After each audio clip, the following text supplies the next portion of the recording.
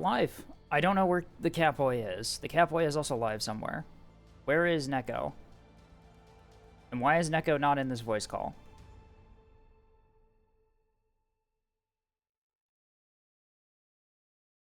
Alright, well, while we wait for Neko to appear, I should probably start making announcements that I'm live.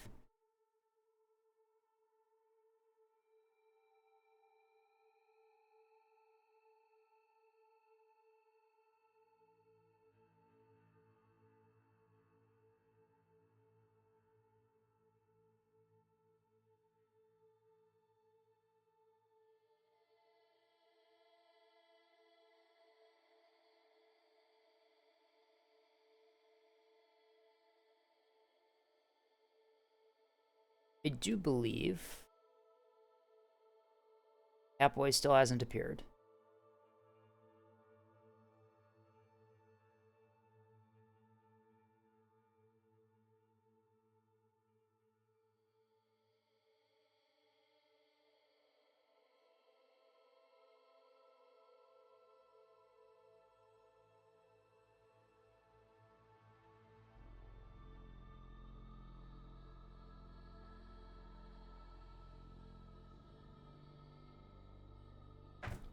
Hello, Iron. Salutations, Escape. There you are. And everything set up.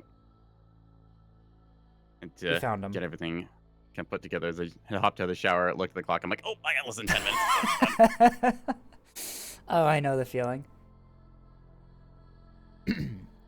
I am just putting out my things. Ah, you beat me to the Neb stream thing. Yep. Me doing the blitzing rush. It's like, oh, everything upload, grab stuff somewhere.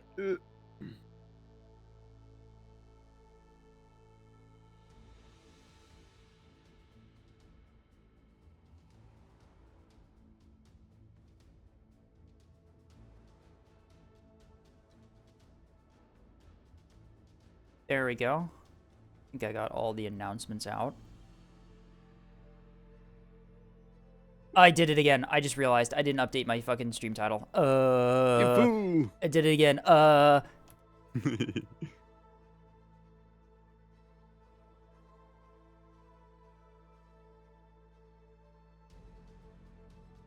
not how you spell your name.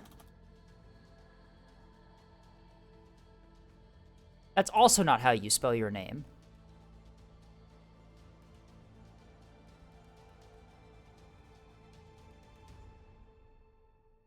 There we go. Excellent.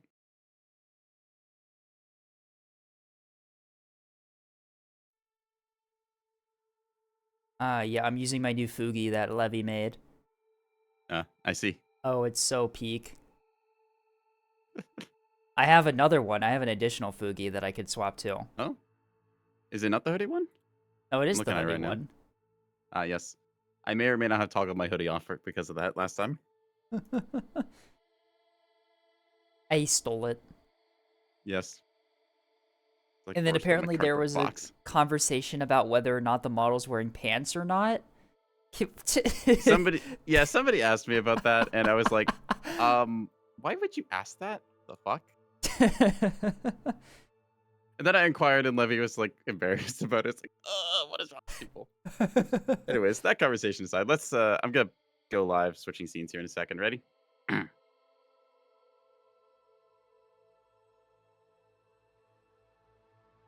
Alrighty, hello everyone. Think I got everything set up. Escape Chan, can you be heard? Can I? We're gonna find out.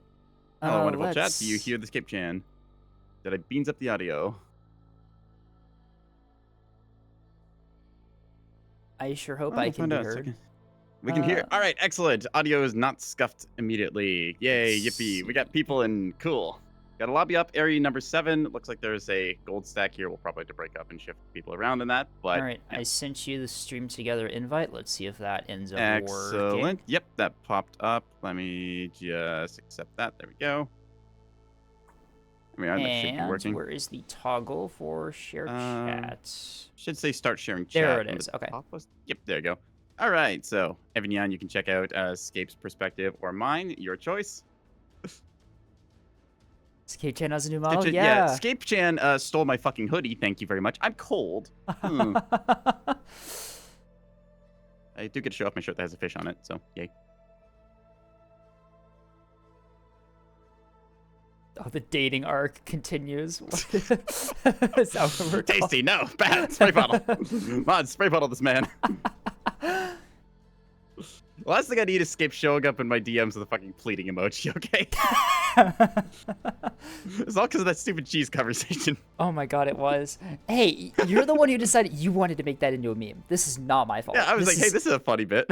This is 100% your fault. This is solely your fault.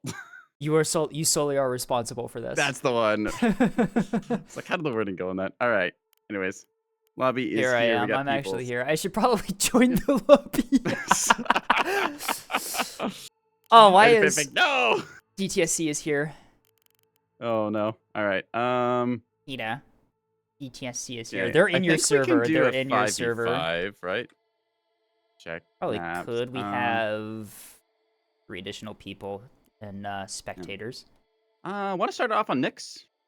Nyx works. We've had some. I'm just saying we've had some very cursed Nyx's Eye matches when That's we stream why I want to together. start it off on Nyx. Nyx's Eye seems to bring out the. Would it be the best or the worst in us? Maybe a bit of both. Yeah. Noak, We've Sammy, learned that Heimars, Ralas and... is one of those maps we might not want to do because it tends to lead to certain gameplay stagnation types, right? Like we've seen before. It's like, if you get that 8 point cap, that's really hard to push into. So. All right. Noak, we Sammy, got a and good crowd of Heimars people. are in a voice call together in your server. Okay. Yeah, we got a couple people hanging out there. I'm coordinating. Totally not gonna go poorly. All right. I don't want to like have it be full like gold, silver. Yeah, statueless. gold. I mean, Yeah, I mean, like, yeah, yeah. I get that you're playing together, but yeah, this is kind of rough. Yeah. Ralas Mexican standoff map. Yeah, that's pretty accurate. Like you get 1 or 2 beamstones and like 100 mil bulker. Both of them just watch the A point, and then it's like everyone else figuring that out. So. I mean, Nyx is a very dynamic 5v5 map. Like it's. Discord link. Here you go. Ironman House. Should find a link there. That's my Discord. Scape. I think you have your own. I don't know if you My have Discord the function, is linked somewhere over the rainbow. Yeah. It probably in description of my channel. I still need to set that up, by the way. Yeah. I think I said I was going to help you do that, and then we both got busy and forgot. So server is full. Okay. We'll have to make sure that is find that. Okay, we got Mountain Creature in here. Are you happy? Not too pleased with the gold stack. Team 1, not gonna lie. Like, I mean, we've seen a lot of these players play before, and we know that like how good Right. coordination is in Neb. So Yeah, also something that happens on our shared streams a lot is DTSC randomly shows up and just wins. Yep, they show up, they bag a game, and then they dip out. It's like, well, I mean, like we've proven once again that stacking is effective. So cool. The DTSC experience. Wanted to play together with Noak. All right. Team 2. What's your thoughts? I mean, if Team 2 if Team 2 wants to play into this, then that's okay. But if Team 2 is cool with it. What is it? Vote option victory points 3. We'll do this to 1250. There we go. That is a good idea. Yep, because Nyx's Eye, honestly, like it's playable at 1K, but I think that the 1250 mark does just bring out a little bit more of that interesting late game action. Right. Alright. Let's see, do I want to run this? I'm debating whether I want to run this Fugi or the other one. Yeah. Well, I have a redeem in my queue right now. Name a thing, Scape Chan's hoodie. I had to name a ship Scape Chan's hoodie, apparently. You're stealing it back from me, I see. I guess so. It's not yours, it's mine, damn it. Not anymore. My model has it right now. I lost my cardboard box and my hoodie. What more can you take from me? My paper hat?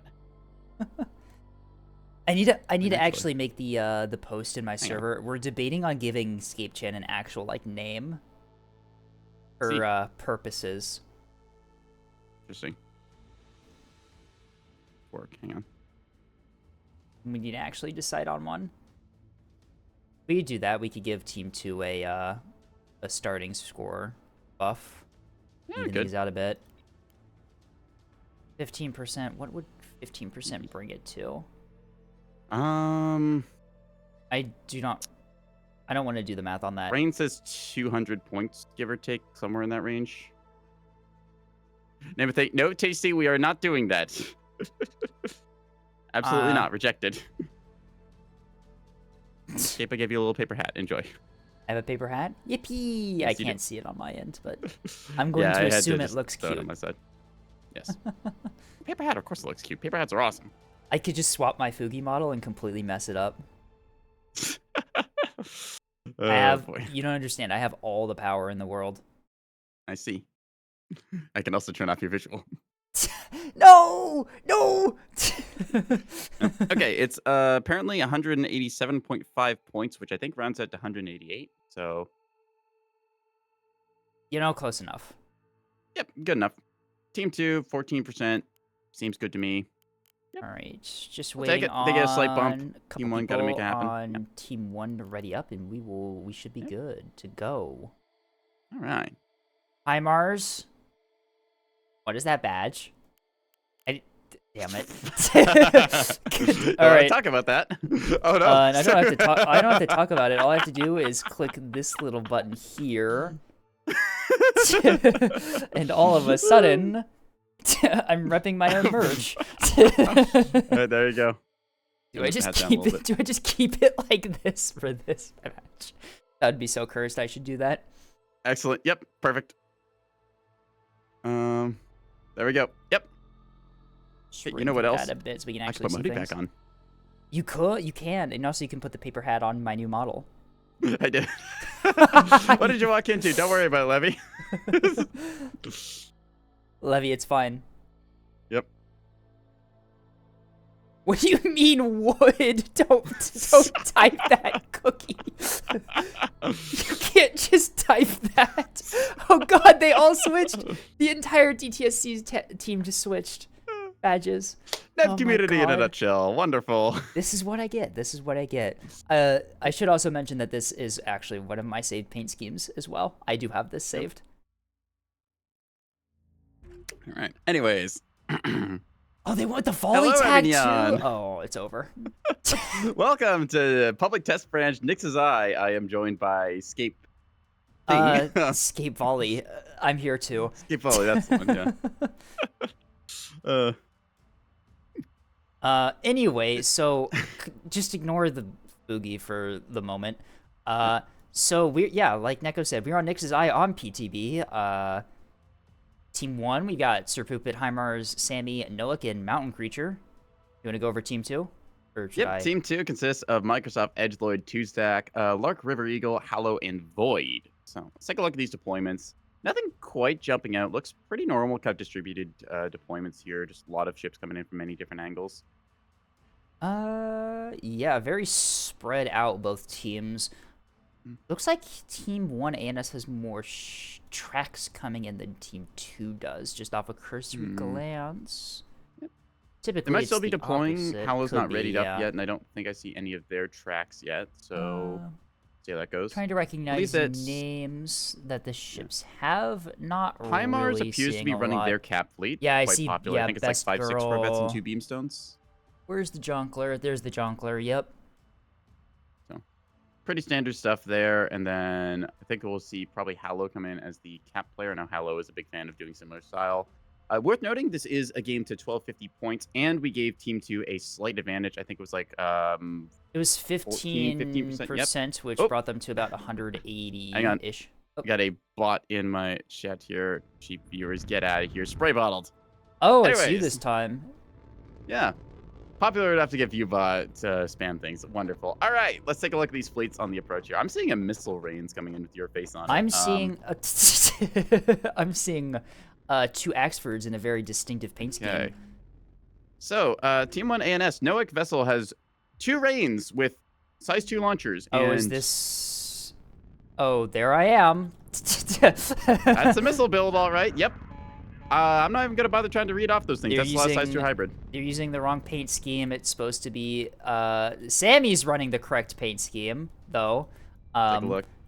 Ah, there you go. There's the correct one. Anyway, Mountain Creature deploys low with CLs, 2 CLs, no missile backpack, 1 disco ball backpack, and a jam support corv.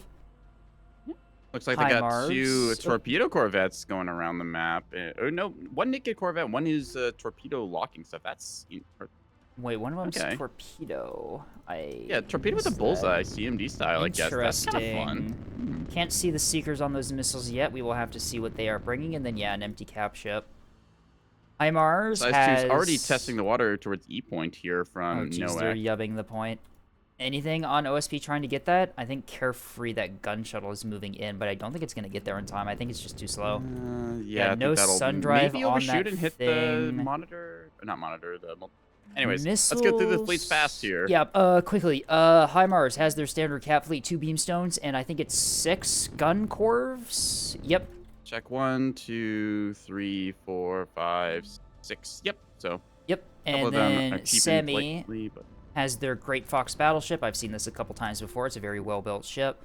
I keep tabbing back over to the missiles to see if these actually acquire anything. It doesn't look like they are. Nope. Swing and a miss by the looks of it. Ran out of fuel. No seeker. All right. And then Sir Poopit has double 450 bow on Axford with carrier backpacks. I'm assuming those have coil guns on those. Coil guns, centerline, fuel tank, and yep. Standard countermeasures. All right. Over on Fancy on Sammy's. OSP. Nope. Hollow is running. Let's take Hollow here, shall we? Hollow with the 450 broadsiders. Thought they were going cap fleet. I was wrong. Missile backpack 2 on those. Very nice. Yeah. MLS 2. Looks like they're joining Lark River Eagle at the top of the map here. We got 450 Acellos. Pretty standard Acello pair by the looks of it. Steering. Yeah, nothing jumping out too much stuff. here. Yeah, they look pretty standard. Raider drives. Yeah, these look pretty normal. Good 6K worth of 450 top of the map. Microsoft Edgelord comes in with a more line here, getting planes off the deck right now. Let's take a look at the buffs on these craft. Bombers, the swashbucklers, have ablative foam and high coherence countermeasures, which means they've got more health, and their countermeasures throw out more decoys than normal. Barracudas, no modifications on those at all. Anything on the pikes? Nope. They are EO, though. So it looks like it's just the bombers that have been buffed with the new things. Basic tech on that, and I'm guessing the fighters most likely... okay, yep, just a bunch of size 1s on these things. Just going for a kind of cheaper fighter-style munitions projection device. All right. Fair enough. Tuesdack comes in with 450 broadside bulker, a bloodhound tug, and then another Acello kind of going down the middle of the map here. Interesting. The Acello is deployed away from the 450 bulker. Typically, when you run 450 bulker, 450 Acello, you deploy them next to each other. You get good damage output. Good kind of a 2-part coverage, yeah. Interesting. Engagement on the D point here as one of HIMARS's gun sprinters and mountain creatures torpedo corvette engage this gun shuttle, which appears to have already taken a torpedo hit based on the damage. Or that could just be RPF. No, I see an impact. I see a missile impact. That thing's taken at least something. Oh no, missiles! A friendly fire moment. We had a friendly fire incident on HIMARS ship as the missiles decoy, or the stage on the friendly dropped chaff. That's don't see that one often anymore. That was a rather tragic misfire. Yeah, just the perfect wrong arc with the chaff box there. That's they've got to be upset about that one. Whoops. I mean, S2H, it didn't take much damage. It loses the reactor and the VLS-1. Not great. You do need both of those things. They are important. Yeah, that's a pretty rough loss because you can only repair one and you need both. Take a look at this 8-point side. A bunch of gunfire going towards this sprinter, trying to make its way on the point. 450 is not going to do much, but might actually detonate with the rear aspect of this if it hits the reinforced drive.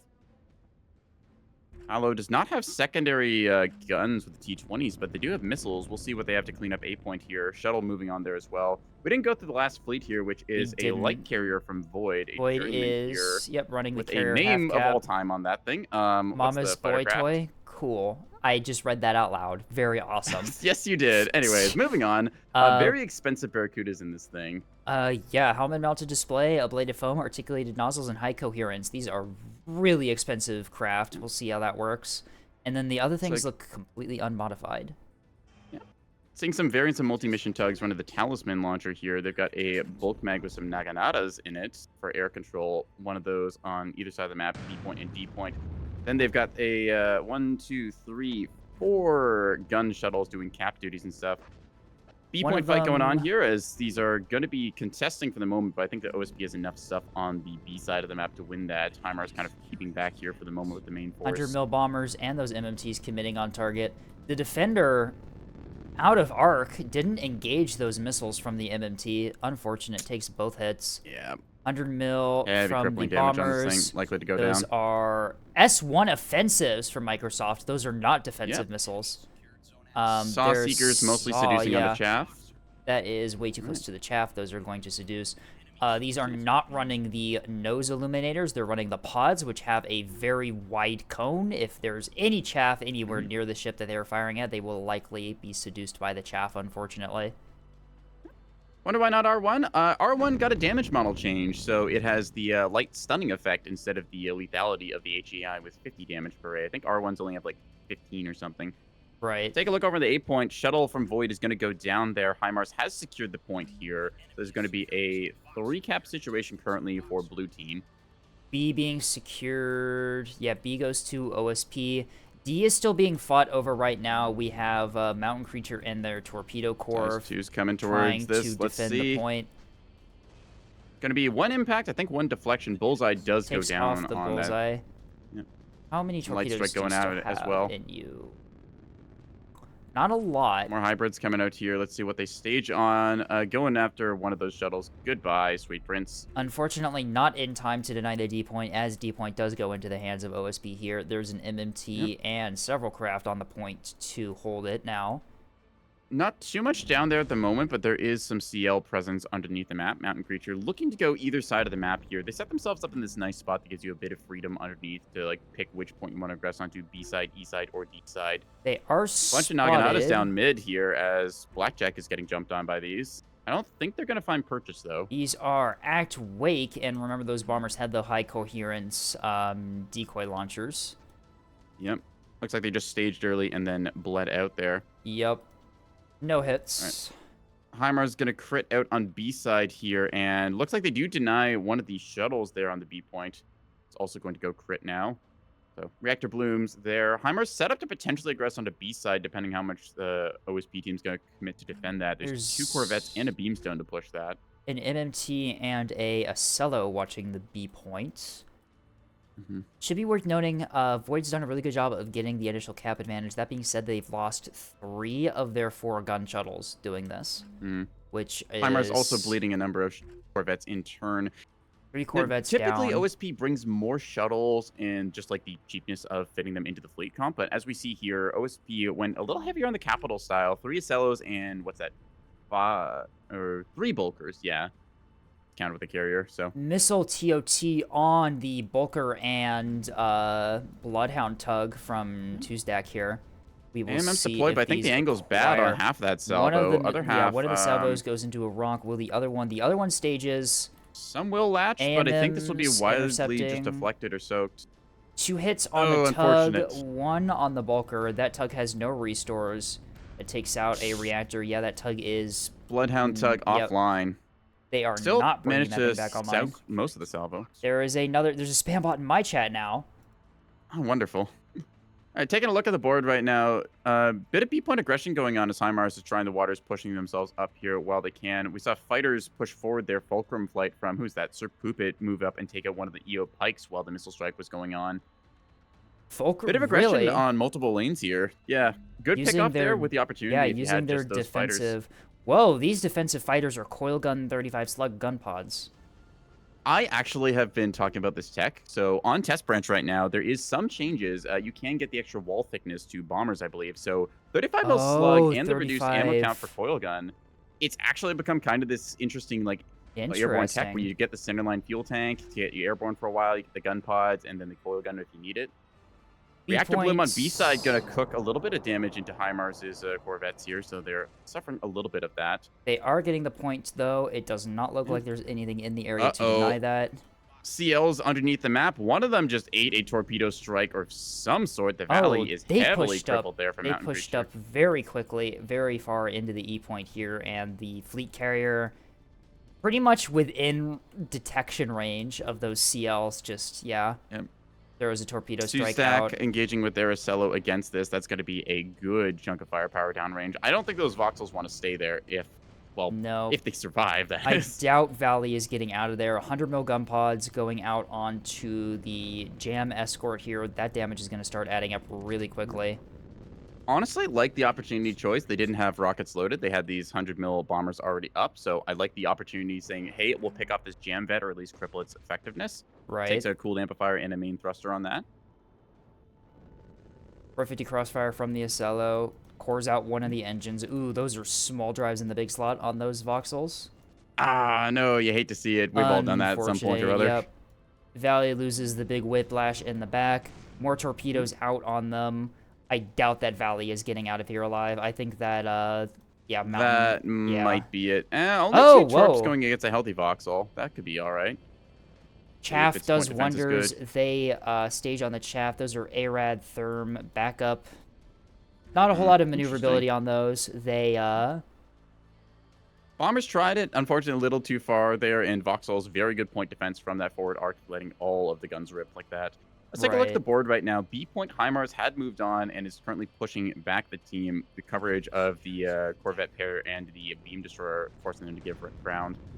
HIMARS doing a good job opening up that B flank, but I think that OSP has realized there's nothing stopping them stepping onto A point right now, as both of these Acellos from Lark River are just going to be finding their way here. They will have to fight against the battleship and the Axfords from the flank there, but they are going to be okay for the moment to get on point. See what this missile those strike is heading Axfords towards. on the flank are going to start dealing damage really quickly here. 450 HE onto a site on CC like that is going to do a lot. You can see this thing is already starting to become really orange and red. Sea Color's suddenly suffering that reactor shutdown. Yep. Missiles going out for the flank here, potentially. Might end up getting sniped off by some nearby stuff. They're trying to arc these around the rock to get into that rear aspect. Are Interesting. Weight Seeker did not appear to be, just trying to go for the flank there. Nope.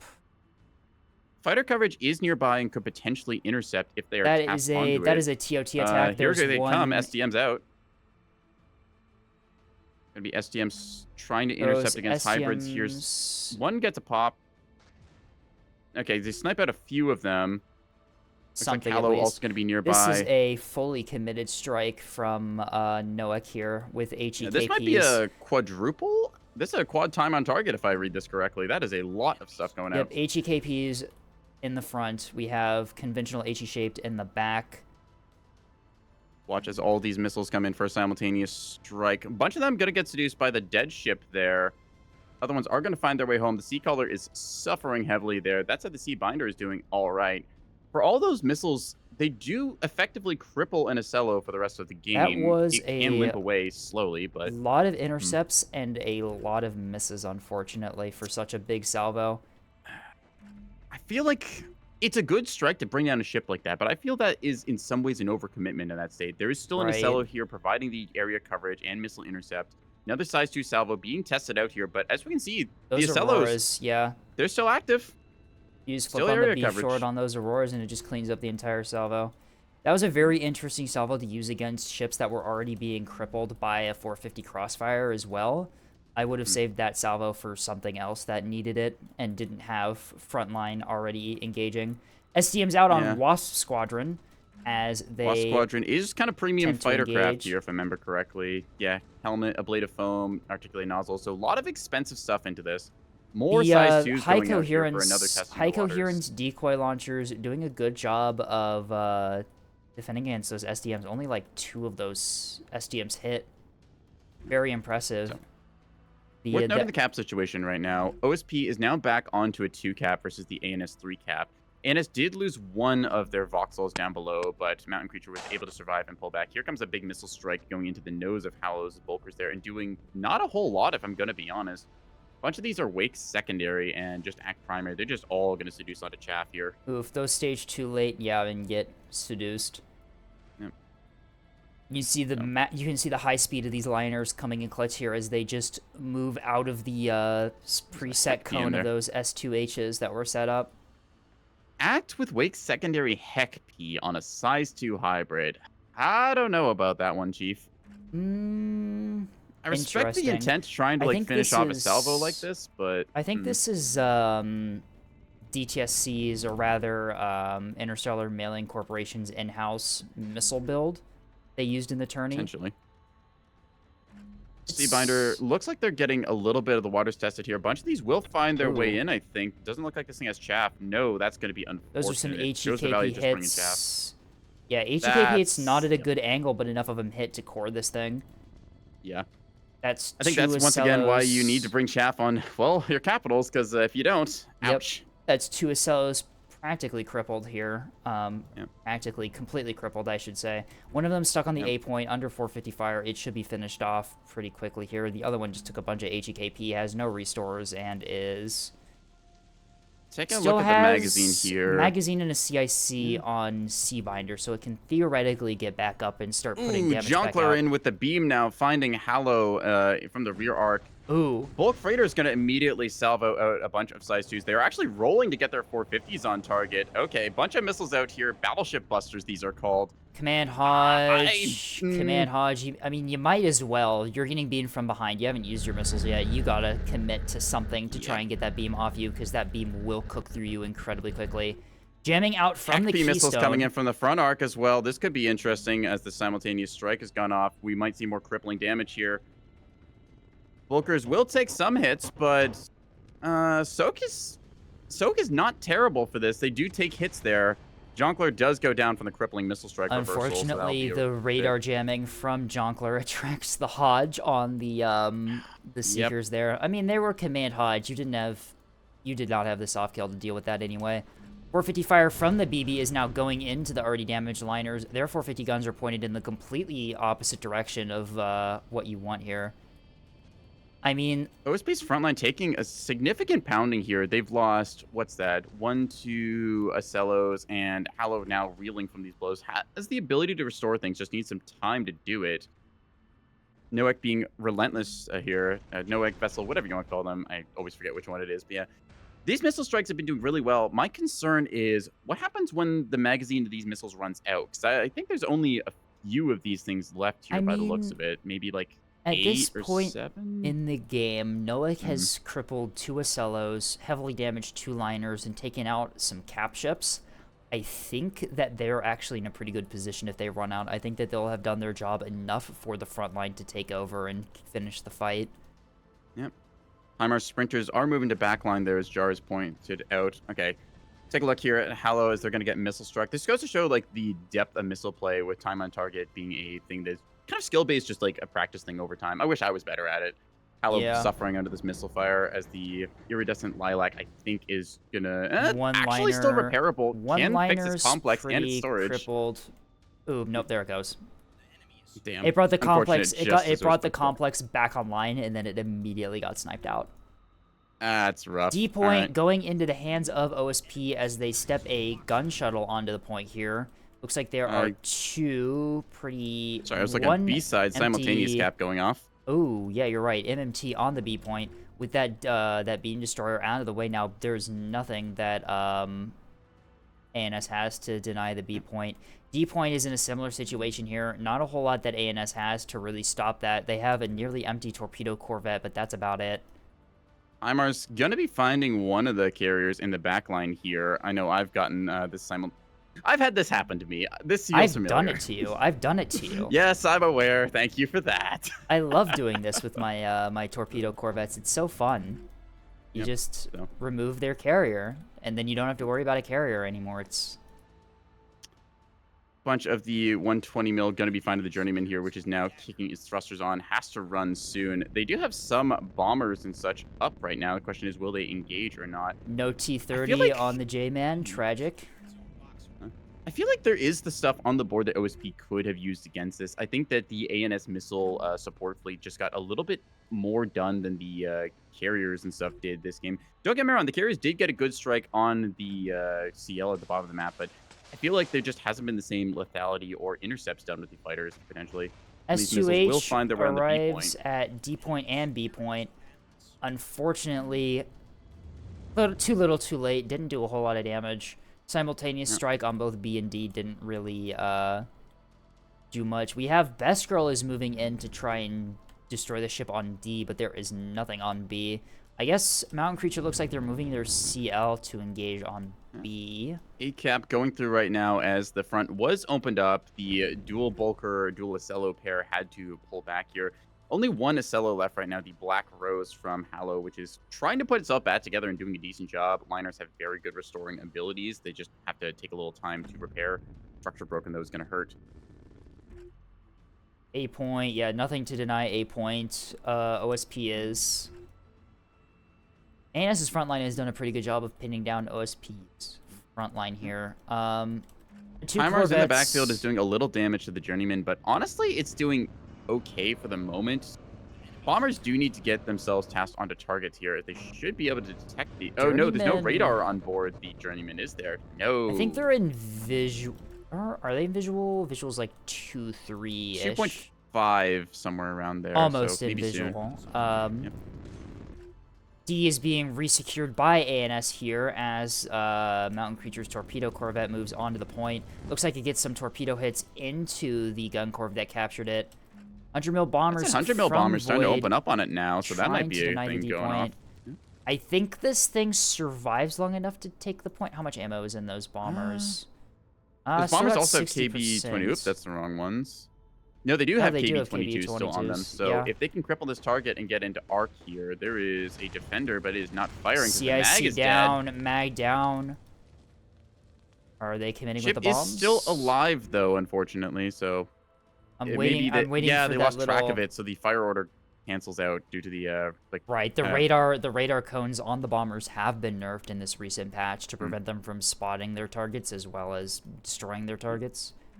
So bombers Additionally, have sometimes to... you get the minimum ranging thing there, so they won't fire their guns. Right. D point is secured. does go through, but there is still a ship that can recover and get itself over there. See, Best Girl withdraws to the C point, is no longer covering D. Missiles going out toward the Journeyman now. I think that might be the last of Vessel. Yep, Noack Vessel has spent the last of their payload. For what it is, they've gotten very good purchase with all of these size 2 hybrids. There was stuff on the board to potentially counter this, but unfortunately, the grouping of point defense wasn't quite close enough. Did those gun corvettes structure break this Journeyman? I think that they must have. I don't see anything else that could have hit this thing. I guess Journeymen are just that fragile. Wow, that kind of impressive. Didn't see a missile come out of them, so a bunch of those missiles do get cleaned up on the way. The size 2 hybrid salvo, the last one. There's only 3 of them left, but that might be enough to kill this thing off. I don't think it's going to be that built Honestly, up. I think CIC, no damage control teams either. Yeah, I think the gun corps probably would have been enough to take this fight, but you know, you might Mountain as well Creature throw with it a something. crippled CL trying to get to B side. Unfortunately, I think Hallow having something to say. Yeah, CL is getting 2H. found out by 450. Yes, 2H run out of range right before they're about to stage onto the Journeyman. I looked away just the wrong second. Luckily, that's what we have co-casters for. Yep. All right, either way, that Journeyman is not coming back into the game anytime soon. Nope. B-cap is held. D-point is resecurable once this little capper gets onto the point. Its drive is online. It's just limping there as its thrusters, I think, are semi-functional. Not a whole lot left in the area to resecure D. You have the Axfords up top, but it's going to take a while for them to get there, and even then, I do not think that 450 at that range is going to be enough to deny that. No. B point. Potential? No, that's not a gun vet. All right. Hallow's 450 liner does a good job of cleaning up the last CL here. Gets 450 fire from above. Yep. SDMs come out into Falcon Squadron here. Bleeds out 3 of them or so, I believe, there. Not much for the fighters really to do this game. Let's see, Capper on D point is going to start up here in a second. Mountain Creature's trying to get over there with a naked. Did you see those 2 SAR-H missiles that just salvoed behind Falcon Squadron? That was curious.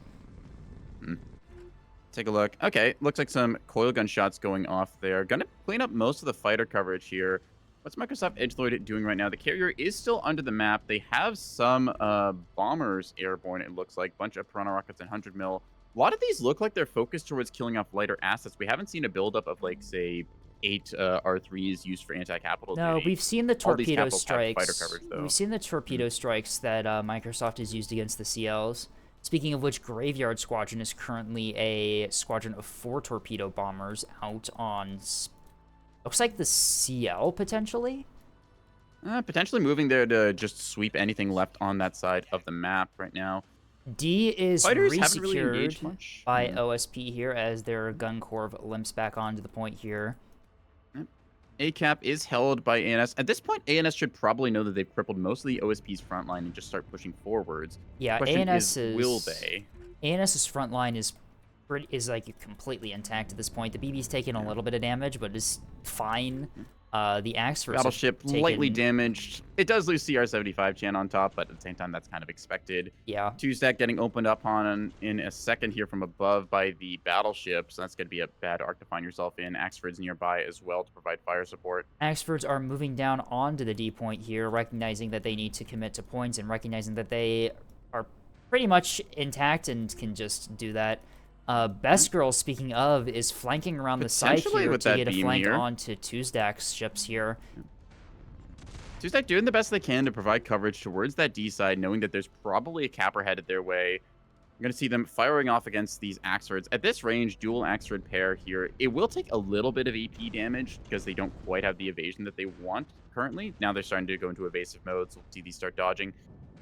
Bit of a mutual exchange there as both sides throw 450, no deciding hits. Think that this You have a crossfire. They're trying to send one of their cappers towards C. I don't think that's gonna work out. I mean potentially. It has to run past this. It has to run past this missile boat. Yeah, fully healthy gun corps. Most of those gonna miss. A couple will hit. There we go. Enough that's to kill it. Yep. It's one down. It just committed to the A point, likely try and cap it. The other one is on its way to the B point here. Halo's 450 liner is in the area and will probably shoot it down before it gets there, though, considering that it is already spotted. Yep. Halo holding down the right side of the map from the OSP perspective, doing the best they can there. Void saying, shoot, bad sprinters. They are getting lit up by one of those sprinters that drives by them. Red Their drive sticks is out. knocked out briefly, but... Red sticks out from the battleship commit on it. Looks like Ardent Squadron here. Looks like these came from the battleship. Worth noting, Red Sticks, I believe that Microsoft Edge has the upgrade with the ablative foam, so these will not one-shot. They will heavily damage 2 of them. Heavily damage them enough to make Microsoft sorry these back to the carrier. Those were the 100mm bombers, not the torpedo ones. Graveyard Squadron is still hanging around the B point with torpedoes, probably just playing defensively, looking to deny the point. Keep the point safe. Halo is nearby. On it. Noack vessel thought that they killed off that Bulker, but the Bulker said nuh-uh and is now going to get its just deserved revenge against this little frigate Assassin here. Squadron gets a torpedo strike into Sammy's EO Pike here, which had a lot of those SDMs in it. They do get torpedo hits out on it and kill it, although Spectre Squadron from Sammy's BB cleans them up pretty nicely. Completely missed that. Sorry about that one as I was taking a look over on the B side. I'm sleeping this game, apparently. Yeah. It is completely largely fine. Untouched on the front line style. Like, let's take a look. We got super healthy Axfords and a battleship. Mountain Creature did eat it underneath the map there. Bit of a risky push going towards the east side like that. Can be collapsed on, as we saw there. Their CL is technically alive still. No restoration mobility on that. HIMARS committing one of the gun corps that just beat up the... Beamstone onto the liner here. Oh. 2-stack's going to get found out by Best Girl. It's going to be some damage that will add up very quickly. Doing very good with the Beamstones, as they always do. Oh, you hate to see it. There's the reactor snipe that happens so often on these bulk freighters like that. Large Civilian reactor, Citadel mag, redded. There goes one of the guns. Structure break kicking in. As you can see, this thing starts becoming very red. Bridgemaster down. Secondary mag down. There goes all the buff modules.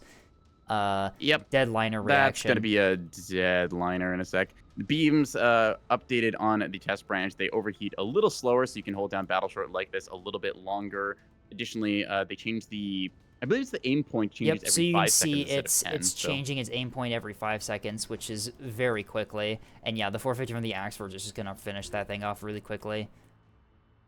B-side is defended here. OSP has a little under 100-point cap lead at the moment. It is to 1250, so I think that at this stage in the game, there's currently just Microsoft Edgelord, Hallow, and Tuesdack yeah, has Hallow an and Tuesdack Acela have single left. ship. I feel like Edge, not exactly through a fault of their own, they've just not been able to get the kind of strikes in that they might have wanted with the carrier here. Right. Good I mean, coordinated play from the side Graveyard of ANS as we knew was going to happen, but Graveyard gets torpedo strikes into Mountain Creature's last CL near B point, finishes it off. But unfortunately, yeah, it's really only the CLs that carrier's been able to get consistent strikes mhm, into. The capitals that ANS brought are very heavily defended with those craft. Sir Poopit's yeah, got 4 Coil Tontos in Cobra Squadron, which is incredibly strong for just there it defending a is. single. Yeah, the coil Yeah, gun does run out of ammo quite fast, but you got those 35 mil gun pods if you want to chip away at incoming bombers or incoming munitions as well. You can play forwards a little bit with them. right. No, yeah, very effective. Yeah, these craft. I need to build a battleship or Axford pair with these craft backpacks because they seem very effective in defending Mhm. against like bomber strikes and whatnot. Carry a backpack just for the utility, quite handy there. We've seen things like bulk freighters taking along the EO Pike or a couple of Barracudas just for like some light fighter craft defense or offense if you want to go light striking. Kind of nice to see the versatility there, just with it as a splice rather than taking the full carrier package like we saw on the OSB side. Craft Song of the backpack, People has good been now. requested here, so for your consideration, escape. Uh-oh. Thank you. You stream with a Catboy, you get Catboy content. Indeed. ECAP starting to Jamming. go through here as HIMARS makes their way onto point. They are spotted and locked. Likely, I think that's Broadsword Squadron that spotted them. Broadsword Yep. going to open up on this 100 with mil 100 mil. They have bombers rockets go as out. well. That's 4 of them with R2s. Willis That denied is the a point. very in-pain Looks ship. like, yep, the drive absorbs a lot of the damage there. Reinforced drive doing a good job of damage soaking, although that's a structure break. CIC Structure gone, break, and there CIC, goes the front rest fall of off. it. Goodbye. Yep, Broadsword does a good job of cleaning up that capper. They are not going to get the E point anytime soon. Hallows putting their last 450 line chip on the B point to try and defend it, although at this point I don't think that ANS really needs the B point. They can just win off a 3 cap, which they are Yep. holding very effectively. The I battleship think has the moved on to A and is starting to pump fire into Hallow's last remaining liner on the B point. The CC from Tuesdack's been pushed back pretty heavily by these double Axfords. Cellos, yep, already. Just a rough situation for OSB, and ANS got a leg up early on. Their missile strikes got some immediate effect, pushed their snowball a little bit further forwards. They were able to then take some very favored fights. I feel like it's maybe not the fault of OSB, but I don't think that they were trying to be as punishing as they could be with the versatility of fighter craft or bombers and such. They had the opportunity to get some strikes off here or there, but I just don't think that they were quite in the right position or that they maybe expected this kind of missile lethality. They had the right Right. tools. I think they just lost a little bit on the positioning there. Lot of missile investment onto killing off the Acellos on 8 points and stuff. And I think also a little bit of scouting could have been the issue too. I think a lot OSB of did this not bring along was the full scout package, did they? I think a lot of this was also that like the capitals that you want to be getting strikes into as the carrier player were very well defended against bomber strikes with the craft Agreed. and the hard kill, Sarissa support, and the jamming. Microsoft just never was never in a position to be able to get a strike through on those decisive targets. Yeah. Talking a little bit about the comps and stuff here. Yeah, part of it is finding your ideal targets. Both of these capital groups, the battleship and then the Axford pair, they had their fighter craft backpacks there to give them just that little bit of extra screening power. At that point, you have to decide, it's like, all right, well, what is my objective then as the support player? We saw that Noack Vessel, they recognized the front line was going to be a problem. They committed their missiles onto killing that off, knowing that their team would be able to clean up the other things there. As for the OSP side, I feel like they had the opportunity to punish cap play a little bit more, but they just didn't see too much of it coming. Heimar's experienced cap player does know how to sneak things around, but you have to really be on the ball looking for any opportunity. We saw them get a good strike against the CL down there, which is exactly what you want to find. Targets out of the kind of like safety zone of their allies, jump on those things instantly, remove them from the game, and get that advantage there to push onto the map potentially, or find other avenues of progression. Right. I mean, yeah, Edgelord still has plenty of craft up and operational. It's just, yeah, I don't think they were able to get those decisive hits in. Yeah, they did a really good job of picking off Mountain Creature here. They were able to kill one CL early on and then picked off the other one as it tried to cap B later in the match, but... I mean, yeah, and also ANS's cat fleet, HIMARS does a really good job with that cat fleet. Yeah. They've preserved quite a bit of their assets late into the game here. Yep. They still have a ship Late game capping cappers make E. it matter. One of them is Fast movers here going to E point. Yep, another one is also going E to commit to the cap, and then they still have a fully functional beam destroyer just operational that's already kind of core to liner. I think another big thing is the coordination. We knew that Team 1 was doing a bit of a stack thing, and we checked with Team 2. They said they were okay with playing against it. We gave them a slight point. What was it? Boost. It was like 14, 15%, something like that. Yeah. Right. We knew that Team 1 was going to have a little advantage here, but it goes to show how coordination does matter, getting those simultaneous missile strikes along with the front line engaging to immediately follow up. Right. We saw the coordination there as the beam destroyer works with its front line, striking a opportunity attack against the 2-stack Volker there. I mean, if it were to 1,000 points, OSP would have won this one, but we That did is also true. change the, for a healthier 5v5 experience, we changed it to about 1250 is 1250, kind of the norm on Nix's Eye. It is playable at 1,000, as we discussed before, but right. 1250 does feel nice for those kind of later game fights. E is secured by ANS here. Broadsword doing its best to try and deal with it, although it runs out of ammo and has to return to carrier. That's unfortunate. Both these Corvettes still relatively healthy on the cap point. They are, yeah, they're going to hold it. The Axfords are moving in. Defender's going to start going into broadsword flight there. Picks off 1, 2, 3. It was on Yep, RTB. That squadron was on no RTB. Fuel, no micro ability. Flies Damn. directly into the gunfire. Oh, that's tragic. Sir Poopit's Axfords are moving into the E point here to just ensure that ANS with a 4-cap situation. It's just Microsoft Edgelord on the board. I think that's going to be a game here.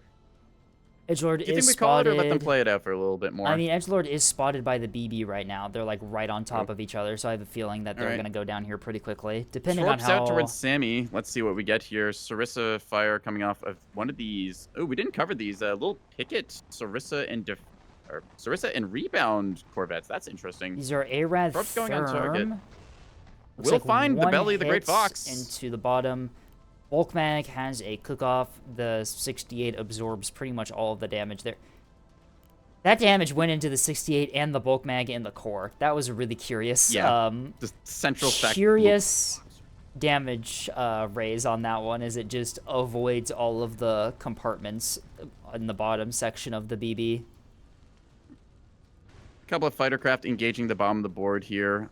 This close to the not too battleship. much really going on. This is just the final. This close to the battleship, Spectre Squadron is in quite a lot of danger here. There are a lot of Barracudas up. Although it looks like their remaining Tontos that Sammy has fire are from those retreating. escorts is going to be annoying to face off with here. So all you need is like 1 or 2 lucky Sarissa rounds, and then these fighters will go down. Another Tonto picked off. Barracudas losing a lot of their number to take out those Tontos, although they are taking them out. Just trying to get those last kills so potentially bombers could get through to get some last solace. Right. One Tonto 20 mil left kicks at low on. health. There goes the 20 mil. Yep.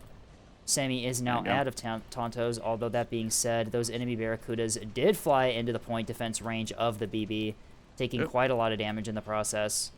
Breadstick chasing the bombers back to the carrier, but it's going to detonate harmlessly against the hull. Why is the carrier on C, they ask? Nothing defending C for ANS here. Oh, never mind. Best Girl has whipped around and is already acquiring the carrier. Edge does have 5 restores in this thing. I'm assuming that's a storage and a reinforced? Storage and small locker in the nose, and then probably a storage in the core up top. Ah, there it is. Yeah. Has T-30 deck guns on this, actually. Kind of like that tech, as sometimes you just do need to see off lighter threats. T-20s will get the job done, but at the same time, it's kind of funny watching these end up being late-game capital slappers, because not really that much you can do with a light ship against something like this. One hangar offline, although they have the restores to bring that up. That beamstone is just going to catch this thing, though, I have a feeling. Pretty well. Oh, Drive goes down gets on the knocked out carrier. there. The C point cap dreams are not going to be drift around the realized, corner. unfortunately. as the Beamstone Oh, is, you yeah. guys had a battleship, says Hallow. Once again, I think that this is a bit of the scouting error. We didn't see a early warning radar taken by the OSP side, which is very good tool for scouting out here on Nick's side. Microsoft did have EO Pikes on their carrier, but I only really saw them at the beginning. I have a feeling that they got SDM'd, and no, like you said, I think you mentioned that one of the Tontos from one of the Tontos capitals played forward and took one of them out, I saw. Unfortunately, maybe just Yeah. bad micro Void, on those scout assets. Void commenting on some things here, saying if they had stayed back, could have held 3-cap in one, I guess. Yep, so just that's a good point. Recognizing things. 2 secs that their Pike got SDM'd. Yeah, I think it was SDMs or there was some engagement on the top left side of the board with the fighter craft. Either way, I think OSP definitely had it in the cards to win that one. ANS came out with some very good missile play and coordination. That kind of swung it. So, yeah. Right. Good show from the OSP side, knowing that they were going into a game of like gold stack. That is, I mean, that was just good gameplay from them overall. They suffered heavily from the missile coordination strike, but overall, they did some of the right plays. Edgelord still does get like 36k with strike. Yeah. Most of that into light stuff, but they did remove the CLs. CL cleanup, very important thing there. Getting your bombers and fighters into the right places. Go against ships like that that are a little bit lighter and are much more impacted by your torpedoes and stuff. I feel like it was just kind of the OSP fleets, they engaged a little bit piecemeal. The pair of Acellos stepped onto the A point there. They didn't have the bulk freighters nearby. Even if it is just to like share a little point defense or just be in a blade of hull, it can help because sometimes missile seekers will split across targets and spread that damage so you can soak it. Right. OSP lacked sensors. Yeah, I mean, the Acellos that capped A, they got picked apart really early into the match, and the Acellos are really good sensor assets for OSP. Losing those really early on is kind of rough. Yeah. Long-range detection also a little bit lackluster there, like I mentioned. Early warning radar is a really great tech. I don't think we saw many sensor skiffs go up either. We did One not, of them from the no. Journeyman. I don't know if Lost Edge had any. No, so one of them. Edge had 2 EO pikes, but they got shot down pretty early on. 3 by my count here, I think. 3, okay, so they still had Lost one 2, carried 3. somewhere. All right. Yeah, just a rough match there. Finding like the right angles to engage into goes to show the value of scouting and lighter assets. ANS definitely had the Corvette count they needed to throw some of them at points and things there. OSP, on the other hand, went a little heavier into capitals, but kind of got punished for it in the same way. 3 bulkers, 3 Acellos, that's a good chunk of your budget into kind of gunfighters that just never really found targets they could end up effectively getting hits into. Most of the gunfighters, I mean, the 450 liners from Hallow and the Acellos, they got picked apart by a crossfire with missile support, which that's a really good way to lose your front line. Those missiles can make a devastating swing. Missiles in the early game, scary. You can do the big time on target strikes like we saw to get through point defense, but once you've had like a 450 gunfight go on for a bit and those kind of softer point defense mounts get like picked off or maybe a reactor goes down, that's when missiles are terrifying because they will put the nail in the coffin with big damage breakthroughs. Right. All right. On to the next one? Yeah. Ready up. Something that people requested from Noak Vessel. Very well. All right. I think I'm going to run ad break into Meowshin and be back in about 3 minutes to get water. I'm also going to do that as well because I just set it up earlier this morning because I could do that now. So I will also be running a 3-minute ad break, and I will see you all in the next match. Hello, Quinto. Sorry, we're going into ads right as you join. Intermission time. Meow, meow. I'll be back in 3 minutes.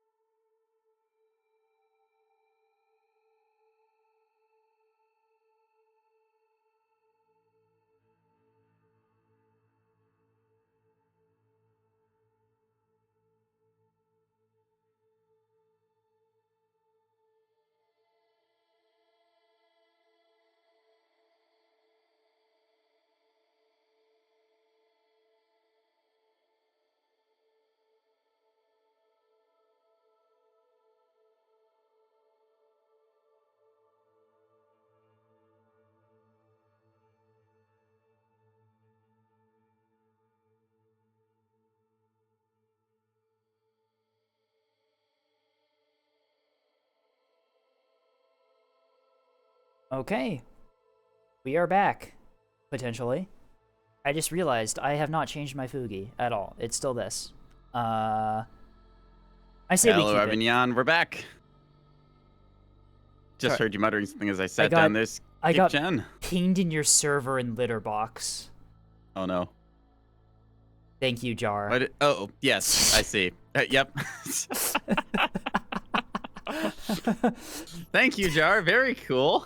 Bonk. It's over for me. But yeah, we have returned. All right. The teams have Ralas, been... I think not.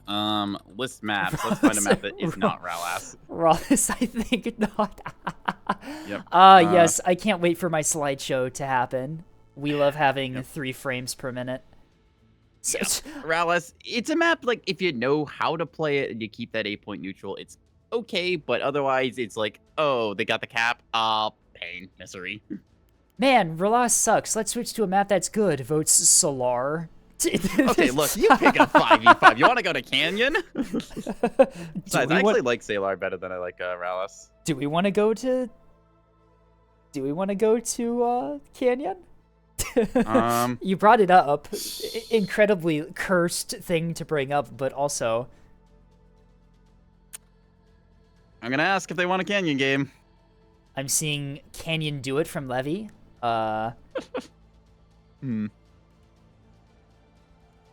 That's yes and a no. Here, I mean, we can let democracy decide. That's true. Let's see. Instant 2 votes no, 3 votes no, 1 vote yes. Okay. Oh. I think that democracy is going to make us fight on Solar, unfortunately. Yeah, well, it's all right. Got a couple have people here in the ready room. Low voter turnout today, as only 4 people have voted. Luckily, there's only 1 map vote allowed to happen at a time, so...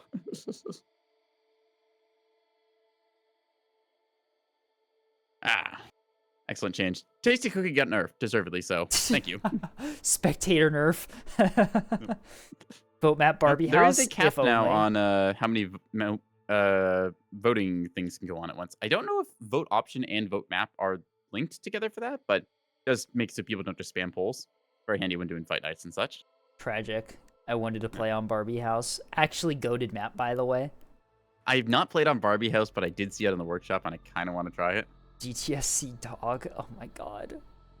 Okay, you know someone's gonna render that thing in Blender and put it into the map just for the sake of it. It looks so awful. It like gives me nightmares when I look at it. It's like a cursed image. I look at it and I like lose 10 years off my life. I played one game on Barbie House, and it was AVF, and it sucked. One game. It's like, yes, this is awful. Well, there is a Falcata fight night on Barbie House. That sounds really funny. Could be interesting either way.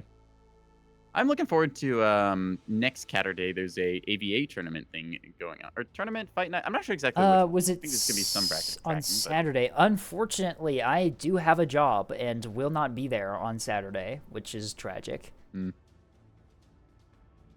I'm sorry, Levy. I wish I would have been able to make it, but I can't. I'm sorry. I can watch it on my break for 30 minutes. Yippee. All right.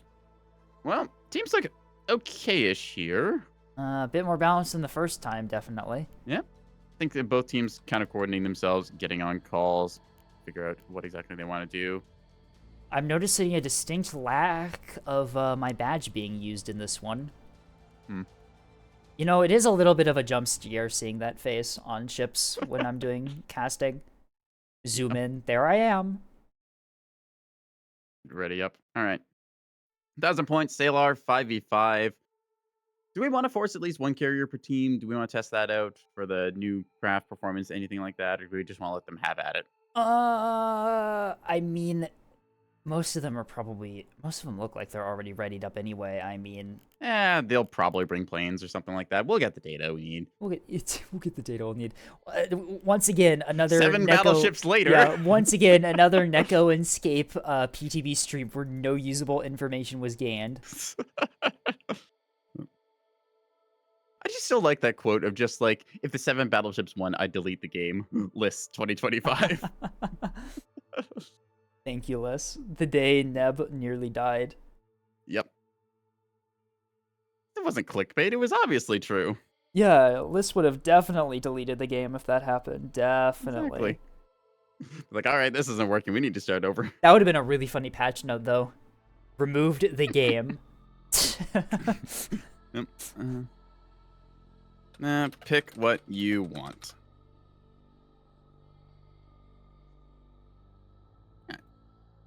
I'll just let them free pick, because again, it's like, I mean, yeah, we I could would force say like one carrier, but I would say like carrier is like what we want to be testing, but also not every match includes a carrier, so it would be a more realistic interpretation of what would actually happen. Yeah. We know that there is some problems with like craft when they're spammed. Like, I think everyone's played like that one match where there's like max carrier everything. It's just like performance chugging pain. Right. Man, we love slideshows.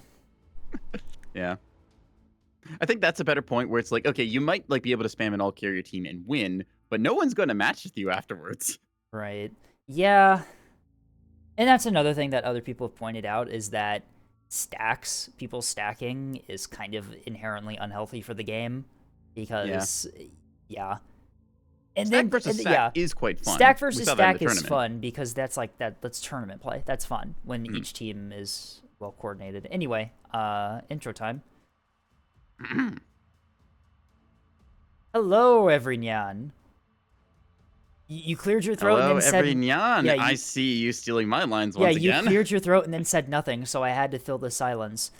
We are here on PTB. I was wondering PTB. if you could yank the words right out of my mouth like you've been stealing my paper hats and hoodies and stuff. Anyways, PTB! We're on here! Solar, on Solar, which, as I've been told, is completely different from Relas, and the two maps are not similar at all in any way, shape, or form.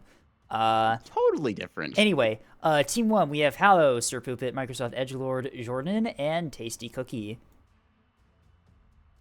All right, Team 2, we've got Noik Vessel, Railroad Spike, Himars Void, and I think it's meant to be pronounced like Okie Dokie, OX Dokie? I'm not sure on that one. We just call them Dokie. Anyways. I just call them Let's look at these deployments from Blue Team.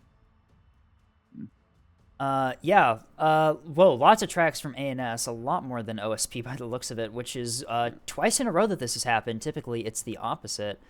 Trying to look for names I recognize in the ships, not seeing anything.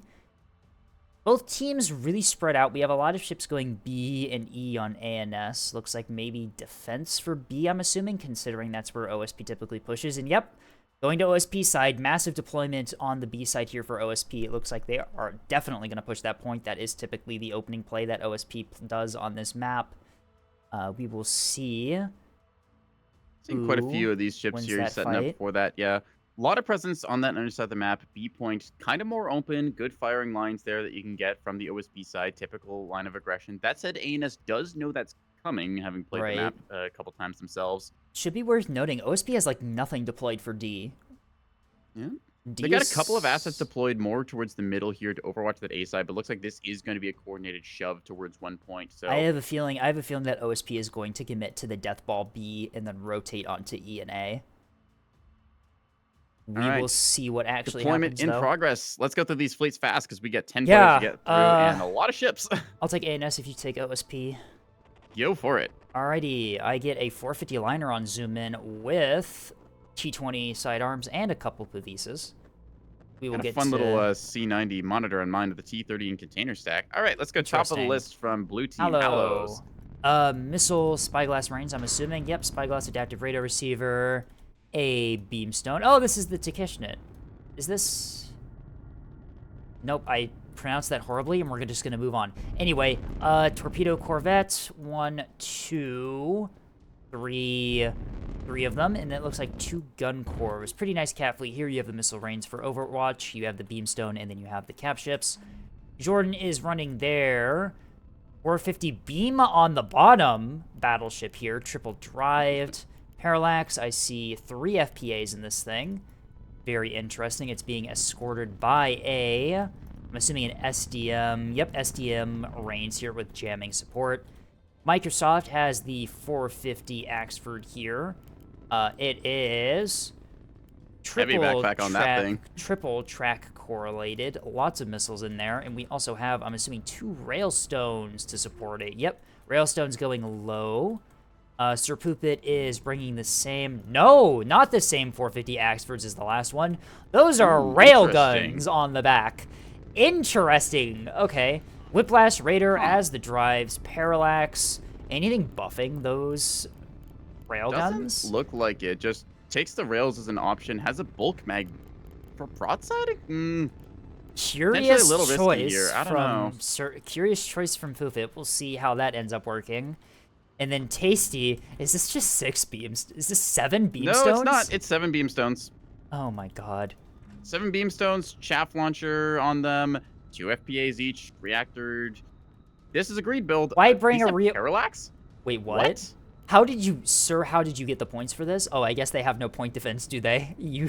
No, they don't. That's where the power's going. Interesting. So you can run that. Why bring container strike coming out here towards east side. We'll take a look at this in a second. Submunitions These here are gonna probably be Wake rockets. Val going for Hallow's cap ship here.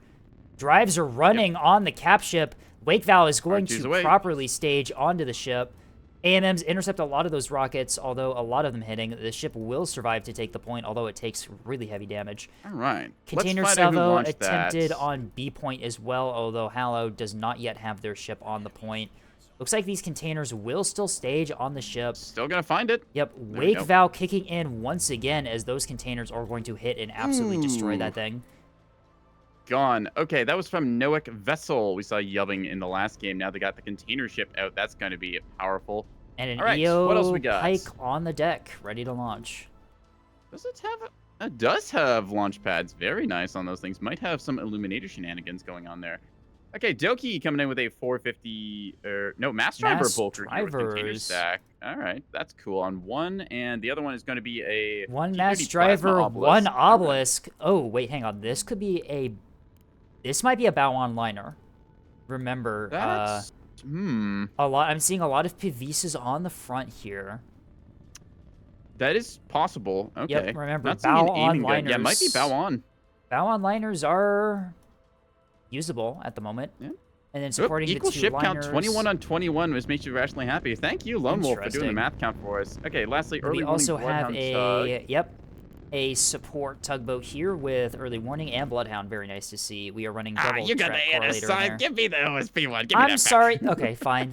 You can have it. You can have it. Right. Fine. 450 Acello goes down mid here. The bestest, loveliest creature, and then HIMARS accompanies it with the 450 broadsiding dumbass. They appear to have a Dazzler shuttle moving its way towards D point cautiously. All right, fun stuff. Railroad Spike comes in with 4 monitors. These are T30, C90, and container stack on these. Interesting decoys on them. Double drived as well. There's 1, 2, 3, 4 of these in a kind of pairing formation here. We've got a couple of these little C30 tugs around. These were they brought meat tugs. I think these meat tugs are still on their main branch internal setup. If you look at them. Yeah, that's 100% main branch. This is a main branch fleet, and then 2 gun sprinters. Yep, little gun sprinters just to cap the point. 8-point cap goes off there, but Tasty Cookie in position, has the beam on target, holds battle short, cooks away at that thing. It is out of here. More containers going to go out here. Last fleet on the board is going to be, there they are. There's the 450 liners. Expected them. Void with 1 and 2 of them running a little bit dispersed at the moment, but can tighten the formations. Bloodhound tracks down A with a tugboat there, and the early warning tug as well, keeping eyes out. Right. A lot of containers coming out here. Right now, B was effectively denied by Noek here. Gets a snipe on one of Hallow's cappers that was going for it. Hallow, a little bit reluctant to commit another capper to the point. It looks like it's holding back, not going. E point does get secured by ANS, although that ship does take heavy damage. Honestly, with the scouting that they had done earlier, possibly Tasty's beamstone denies the enemy's natural. Sorry, what? On the D Interesting point. position there. Ooh, does pick off that Dazzler shuttle. There's 2 of them! Full greed builds like this, if not punished, can be quite good up until the moment that those submunition containers find them. Yep. those submunition containers are going to absolutely destroy these beamstones once they get an idea on where they are. But for now, they have pushed up far enough into the enemy spawn that they're denying their naturals. That is really funny. And these two meat tugs up top here by the D point are very reluctant to cap the point now. So each team denying the other team's natural with, well, Noik used reasonable tactics and Tasty used creature tactics, but, you know, they were still both effective. Ooh, Feathered Sunflower of containers into the backfield here to try and find out where is the enemy. You're going to see some of these staging onto one of Hallow's sprinters by the looks of it. Wires, oh, that's a Noik torpedo. scouting out for all these things. A torpedo Corvette. Looks like the Defender and the AMMs are going to clean off the stuff that is staged on, but if that Corvette stays stationary, it is going to get struck again. Rockets into the back of the first of our beamstones from Tasty. It takes minor damage to the drive. This thing is the worst, honestly. rapid Yeah, it has far, DC. far It has a worse. rapid DC locker, so it can start repairing that. A lot of them miss, unfortunately, so yeah, this destroyer is still relatively okay. More containers going out, fishing for those points that the beams came from. Good reaction, seeing some of their lighter assets get cleaned up. They're One of them trying to throw those out. Yep, but that beamstone that was in that position is already moving to avoid getting struck. How many salvos were fired? One, two salvos, two three going salvos back now. behind. Looks like both of those are likely going to miss, as this beamstone expertly knows that it is tracked and they know where it is and is moving into a safer position. Should be worth mentioning, though, that there are two beamstones overwatching the D point right now. One of them is spotted out in the open here. The Teddy is detected in the middle and has containers. No, those containers are out for the other one. These containers will not, they're not gonna stage because these are crews. They are not going to be active. Honestly, they're damn close to just hitting the thing anyway. Yeah, I was looking Not at even these with a things. seeker. I was looking at these things track, and the destroyer like moved over the course that these missiles were going through. That could have been hilarious. Although they wouldn't have done any damage Unfortunately, because warheads they were don't arm on submunition. these things, but Yeah. oh well. B point being attempted by Railroad here as they commit one of their gun cappers, although one of the 7 beamstones, I should say, is on the B point ready to deny it. I believe there's a total of 8 beamstones on the board right now. Hallow uses 1 to watch 8 point. Container's going to swing and a miss where one of Tasty's beamstones was. Yep, missiles looping back around, finding nothing there anymore. Namek Vessel trying once again to find those beam destroyers, but they've already repositioned. Honestly, kind of liking the gameplay here. Right. It's a very greedy fleet, but if you scoot and shoot like we're seeing, you can avoid punishment for the better Containers part of out on the railstones in the back line here as Noak continues to fish for those defensive assets that ANS has. Will the cones on these Seekers be enough, I wonder? it. Potentially... They're seeing some feathering. dispersion They're going off feathering. here. Yeah. Looks like I think this is the right call, knowing that you only need to get 1 good hit against a target like this. But at the same time, they might not RPF. understand just how many beamstones are on the board. They've only gotten confirmation of like 3 or so, I think. Yep, the containers will looks latch like onto edge all here. of them acquire the beamstones except for one. One of them doesn't acquire. This is also But- beneficial in some ways. Spreading out your attacks like this does These are mean that it takes longer act, for a defender to hodge. spread out. Are the beamstones moving backward? They are. Looks like they stage on the chaff. The railstones are safe for now, although a follow-up salvo will likely... Radar off on these things. Do they even have radars? No, the railstones do not appear to have radar. No, one of them A-Rad. does. Oh, one of them. E-Rad. More containers fishing around here, checking points and stuff. Neither team really willing to push right now. ANS B has shown points. that they have quite a few beams. OSP does secure the B point before the beamstone's able to deny it. That's pretty big. That's a Although bit of an Hallow oops there. I think that's probably Tasty, I missed think, was micro. occupied on other points there. Could not move into position in Tasty time. has 2 beamstones watching the B point here. That should be enough cover for Hallow to get this Torp Corv onto the B point to secure it. D point is still being denied by the 2 beamstones that are sitting there. Doesn't look like the beamstones denying the D point are in position to deny that point anymore, but OSP doesn't really know that. And Forced to thus, rebase. They're going to be hesitant knowing that that's still around there. Yep. More of these One of the containers going off beamstones here. out in the open by A point starts taking 450 fire from HIMARS downrange. Looks like it was forced to move when the container started fishing forward and it just got pushed out into the open here. Mass drivers as Neither well team's out on frontline's this really thing. wanting to do much right now. Just they're kind of hanging back, a little bit hesitant. They know that there's a lot of punishing play that could go on. Oops, Containers out on the beamstone on B here.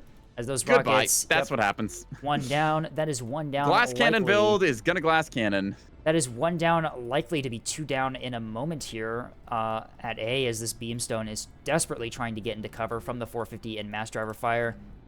I doubt it's going to get... gonna do a lot against this thing. I doubt it's going to get... Yep, CSC down, there it goes. B point will be secured by ANS here as the Torp Corps manages to get onto the point. One of the beamstones on B was trying to push into that meat tug, although this obelisk, not obelisk, it's pointed bow on. This is a bow on liner here, is in position to potentially destroy that beamstone if it tries to push out any farther. C-30s, taking a look at the ranging bracketing here, those are in gun range of B point, although unfortunately it looks like Doki does not quite have a track on that target. I think this might be an Ithaca moment. Let's see. Yep, that's a bridge master. No detection. That's a bridge master with nothing else to support it. The bridge master on the meat tug has also been cored as well by the beamstone, so there is only bridge master. There's only a single bridge master in the area there to look at things. Small targets, bane of that radar's existence, although it is quite good against larger targets once it gets tracked. Very accurate with only like 20-meter error or so. The 4 monitors pushing low under A. Expected that B-side push, but plans have rapidly changed now as we see. Yeah, I think both teams played very aggressively on denying the other team's naturals. That we had the beamstones on D and we had the containers on B. I think that, I think that they're just kind of... Both teams, I think, are just kind of wary to push at the moment, knowing how much there is to stop them from doing so. Yeah. ANS holds a slight cap lead, but still 2 points neutral at this stage of the game is kind of surprising to see, just knowing how much there is on Overwatch. Yeah, one of them is even one of the team's naturals. D point hasn't even been touched. Those beamstones, just through their sheer presence from Tasty, being enough to convince those meat tugs not to push onto the point. No confirmation either that they are beamstones. Could very well have been like a beam Axford or even a battleship. That is true. You do actually see beam battleship, beam Axford pushes on D side quite often on this map from ANS, which might be fueling that expectation. In terms of sensors... Tasty continues to get shot on the A point side. Nothing big there. Doki might be losing a pike to an SDM here in a second. SDM out. Do you have any modifications? Nope. Nope. You're out of here. There are still 5. There are still 5 pikes out in OSP's backline. They have enough for like target designation. One of them low on fuel, some of those, Void bringing others. CLN. Right. Song of the people requested very well. Tasty gets a beam flank on the bow on liner, cores out the drive in the reactor instantaneously. That's interesting as a hit location. Okay. Very lucky hit from Tasty there as they absolutely core this thing. Oh, there's 2 beamstones flanking it. That's why. Val Weird on the other side too, as Ox is caught out in the open here. That's rough. Really powerful assets here. T30, T81s. These could definitely do a lot of work against these beamstones, but in this case, honestly, just trading even 1 beamstone for an asset like that, totally worth it. Could be recovered, but I think that beam's just gonna hold down the magazine down, structure broken, most of the guns down as well. I do not think this liner is going to make it back up. I think the beams are just going to finish it off. Man, beams are super powerful against liners now in PTB. That thing just, I mean, that being said, there were still going. There were 2 beamstones there. Still going. There were 2 beamstones there. 43% of that thing. There were 2 beamstones there, but then again, like, that's still a dead liner. The monitors now putting fire. Missiles in return here, gonna get this. Oh, yeah, wait. One of them loses. It loses the drive and the reactor. One of them is mission killed. The other one's pretty heavily damaged from that push. Bad missile heading there. Unfortunately, misses it, but still 450 the does monitors get enough and there. 450 are gonna finish it off though, and the other one has pushed. Oh, the other one does manage to get to cover. It's pretty heavily damaged. It has taken a lot of damage to that beam, so it's no longer able to really battle short as effectively as it was, but. Picking off that liner on B point effectively puts B point strongly in the hands of ANS at this point. There is nothing there that OSP has. That's a very cost-effective trade for like a 1,000+ point asset. Sending like these beam destroyers have to cost only like what 400 maybe. 7 of them divide 3,000 by 7, and there's how much each of them costs. Yeah. I'm not doing that math right now. Quick math. Hang on. You got like 428 points give or take to spend on them. So yeah. Powerful asset, absolutely playing them glass cannon style. Top of the map, Tasty is going to get found out with one of these as HIMARS sends over their bulk freighter, and that will just take out the nose of this thing. That does mean D point is open, but Hallow has a capper shuttle on it. Pug's going to engage there now as the team's starting to push up a little bit. Jordan's battleship has also pushed up to attempt to support on the B point. Yeah, 450 into that tugboat there. That's a target Actually, lock. that beam, That's is that in start. range? 5 kilometers. It's right covering D point if that tug steps Oh, on the point I there. forgot this battleship has a beam on the bottom of it. Very interesting spot for a beam turret on a BB. You don't normally see this, although Jordan does really good with this battleship. I've seen them pull like 40k with this. That is 450 HE fire into this meat tug. That is no longer a meat tug. You can see the CIC and the mag starting to die incredibly quickly there.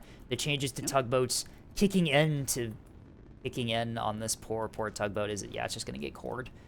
D point now in the hands of clarify ANS. what we mean by meat tug here. So previously the tug, the two small compartments 3 and 4 were in the location where magazine in compartment 2 is. It's now since been rearranged a little bit so you don't have as many components next to each other to soak up and split damage. Beam is going to put this thing out of commission. Right.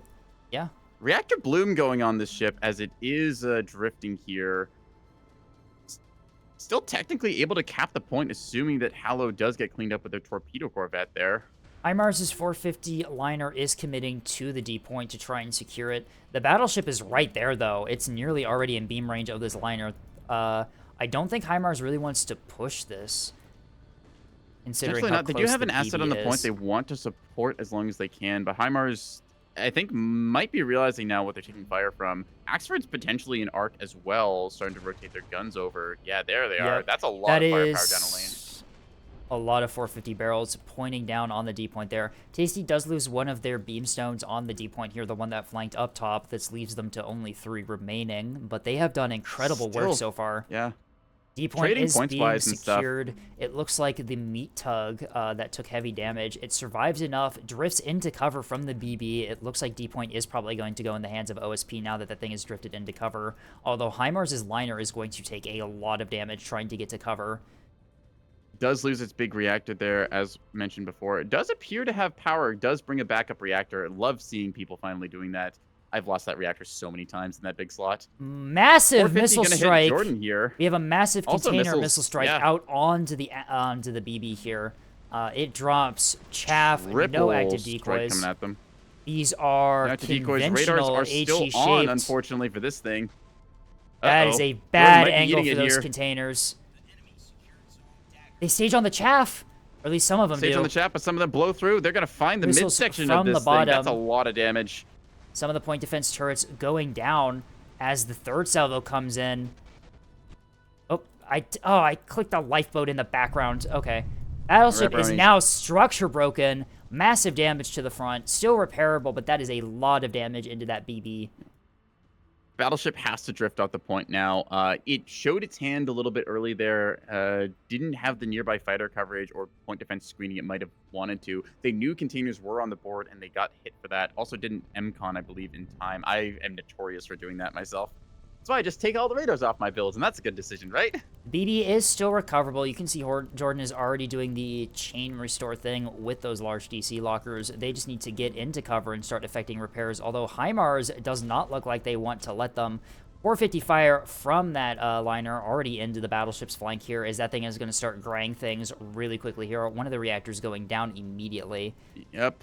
Void also giving some shots into the front there. So 2 450 liners onto a now missile crippled ship like this is going to be pretty brutal. Seeing a lot of the systems here getting hit. Very good teamwork. Yeah, from those drives and reactors going out. Yeah, very good teamwork there as the 450 liners are in position to immediately gray out the battleship as soon as it takes missile fire. And yeah, there goes the beam. The structure break is really coming into effect here as this thing starts going down really quickly. The radar is down. It can still chain restore if it gets into cover, but it's going to take massive damage trying to do so. Good punishing play there from OSP. They saw a play to make. They drew the enemy out, had their attention for a bit, and then crippled them with a really big missile strike there. Take a look around the rest of the map. B point currently quiet. OSP got cleaned up with their capital loss on that side. Doki, Volker getting taken out by Beamstone play. In turn, though, missiles punishing the ANS pretty hard here with that battleship. Like, not exactly a pick-off, but severely crippling this thing's combat effectiveness. What does structure break do is a question from chat. So structure break means that if a shot misses and hits like no internal components and it like detonates and just doesn't hit anything, it migrates to an actual component there. So Right. basically it's a way of guaranteeing that ships are going to get killed off and that every hit will deal damage. Yep, so each ship has a hitbox, a hidden hitbox within the ship, depending on it. The size and health of it depends on the ship and its size, obviously, but effectively, if that hitbox takes enough damage to, like, missiles break it really easily because they deal splash damage, but if it takes enough damage, yeah, like what Neko said, the ship has a permanent debuff until the end of the match, where any damage that goes in it that misses a compartment or doesn't deal any damage, the damage will be split around the things that are still alive. Getting some cinematic shots here as we see a 450 Bulkers exchanging fire with these 450 and rail Axfords. Presenting broadside is, I don't know, it's like, it's long range, it's like above 10 kilometers. The Axfords don't seem to be taking the most of it, as I don't think there is a track on these things now. Do they have radar drive? Whiplash Raider, they are orbit dodging. Not as much damage as I would have expected there, given the 450 at this range. I guess that the target profile and the radar drive is enough with a good boost there from the forward thrusters. There we go. Jordan apparently fumbling chain restores. Oh no, no more restores left on this thing. No. And a serious Did lack they of mess it up? systems. Oh no, Rip. 2 guns down, beam heavily damaged. That is tragic. Yep. That is 1, 2, 3, 4, 3 large lockers I see 5. still with restores in them. Yeah. That is 6 restores in dead compartments that are no longer accessible. That is tragic. As that BB is effectively now out of the fight Jordan's entirely. other asset getting lit up now by the 450. Actually, potentially going past... Nope, never mind. A lot of the 450 going there. I think Jordan just realizing what happened with the repair timers there as they quickly are out of restores. Here comes more containers towards the ANS front line. This pair of Axfords from Sir Poopit might be getting missiles here. Yep, those Yeah, are good coming point around defenses. from the back here. This is the same tactic that Noak used on the battleship to great effect. Sir A couple of these Poopit. ones are command, actually. You don't see that too often. Not Command on with a TRP. Not on cruise Neat. containers. Interesting. Kind of like it as the tech piece there. Anyways, we'll see triple time on target strike going off here.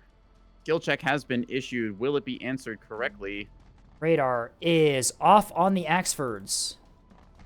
Chaff is deployed. I believe active decoy might be out in the cloud here somewhere. A lot of those are going to miss. 2 Command salvos strike coming in, though. miss. 3rd salvo. Command jammers are not up on the Axfords. Do they even have command jamming? We'll find out. One of them going to take a whole bunch of containers there. I don't believe that these came with Ouch. comms jamming. No, they did not. One Axford Grum's is down fine. is The other heavily one damaged. takes a lot of damage. Command on containers. You do not see that much at all, but it has proven its effectiveness here and now. Which leaves 2... 450 continuing to fly in towards the crippled Axford there. Going to be doing a lot of damage. It's not structure broken yet, but that's going to be some stuff coming to the broadside, and that thing's radar drive has been taken out along with a bunch of the thrusters reading. That It's going to add up Axford, yeah, really you can fast. see it trying its best to get into cover behind that rock so it can affect repairs. Not bulk mag down. Only really DC smalls left, so it's not really able to chain restore, but it should be able to get enough stuff back online to become somewhat combat effective. Yeah.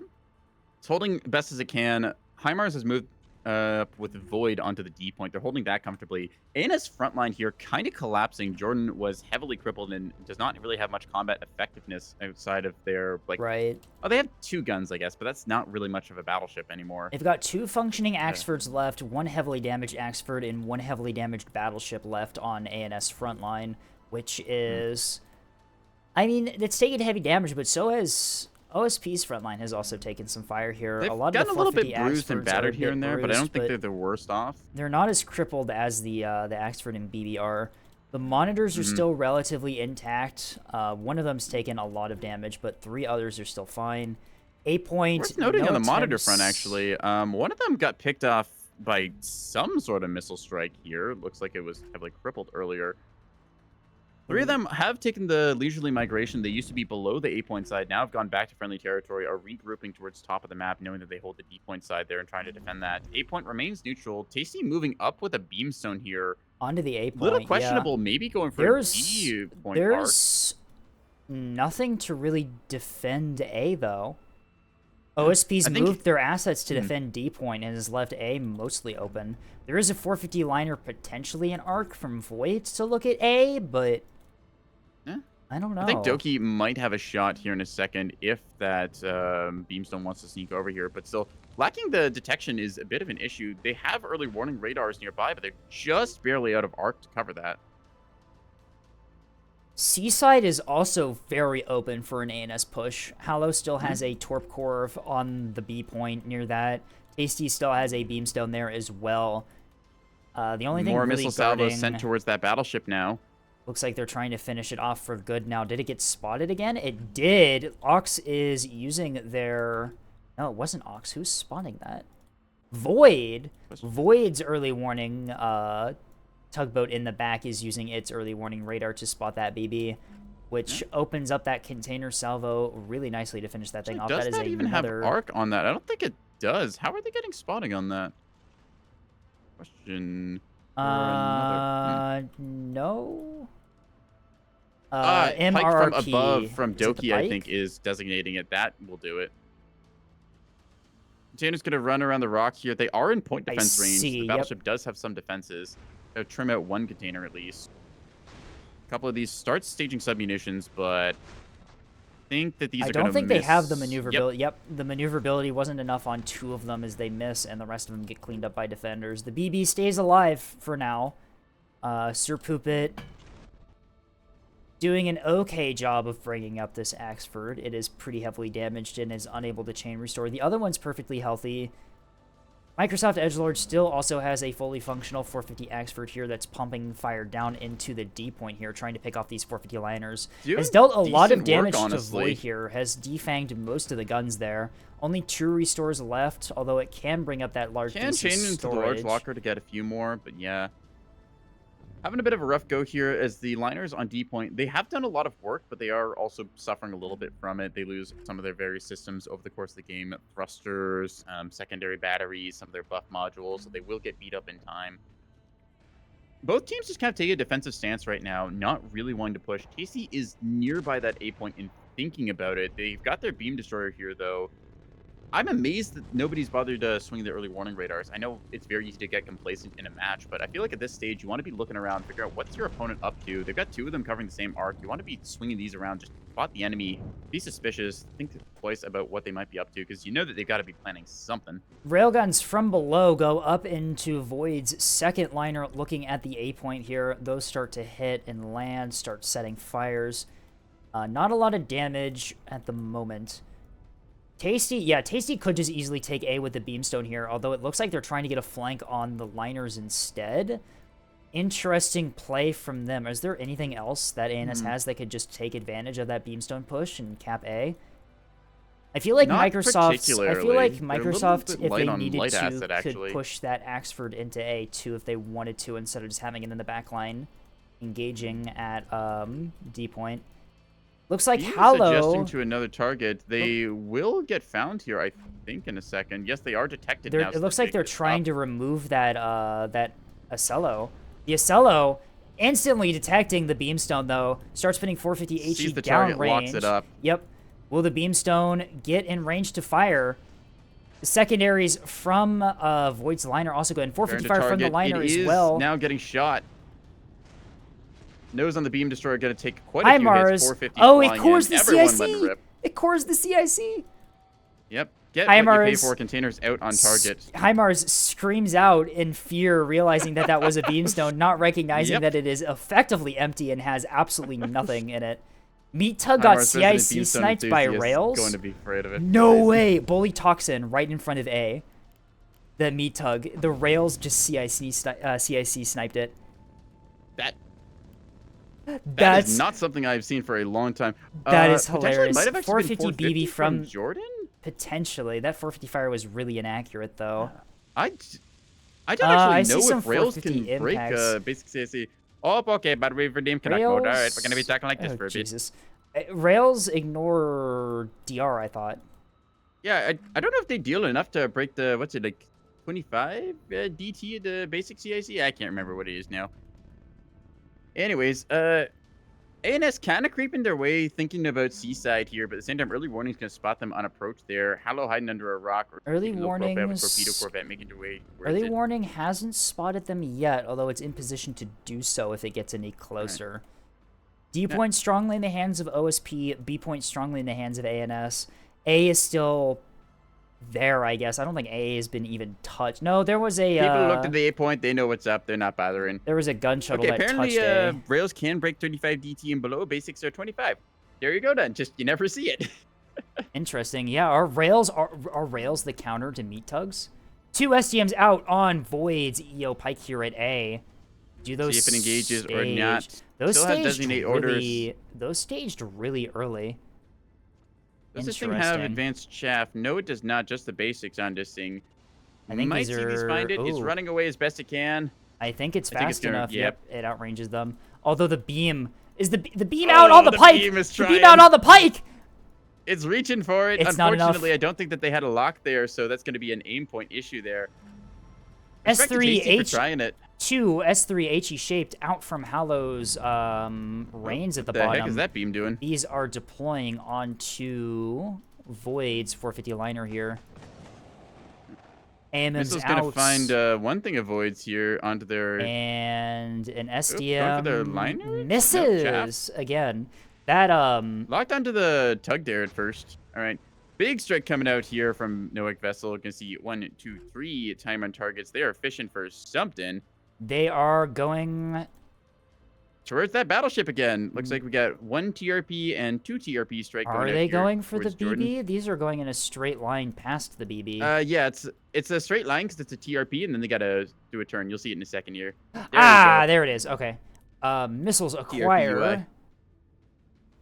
That's going to be a lock on there, and this thing is... BB is heavily crippled. BB has very little soft kill left. Does dump chaff. The command acquires the BB. 2 hits into the front. Okay, yeah, bye. No crits. That is... Oh, and it's swinging a miss on a couple of those there. Some of them looping around. All of those containers and no crits. I don't think I've ever seen such a large missile strike cause no crits to anything. What? Damn. Although the 450 Acelo from HIMARS gets a flank onto the broadside of the BB, I have a feeling that will finish this thing off pretty quickly here. Yoki with the mass drivers from up above on the map too, going to just apply damage until that thing goes off. Hallow securing the A point here, and also pushing onto the C point here, are in position to do so. All Hallow has to do secondary guns is... in position on this. Not really. A point cap might go through. I don't see anything immediately to punish this. If Hallow gets to the point here, ANS has beamstones in really defensive positions to guard the point, as well as that Axford. All they have to do is just hold it. Although that being said, look at the flank here on E. The monitors in a meat tug moving up to cap ANS's E point. They are completely Monitors undetected. have been on Safari this entire game. They tried going this way. They pulled back to friendly territory. Now they're moving around here, knowing that most of the stuff on this side of the map's been cleaned up.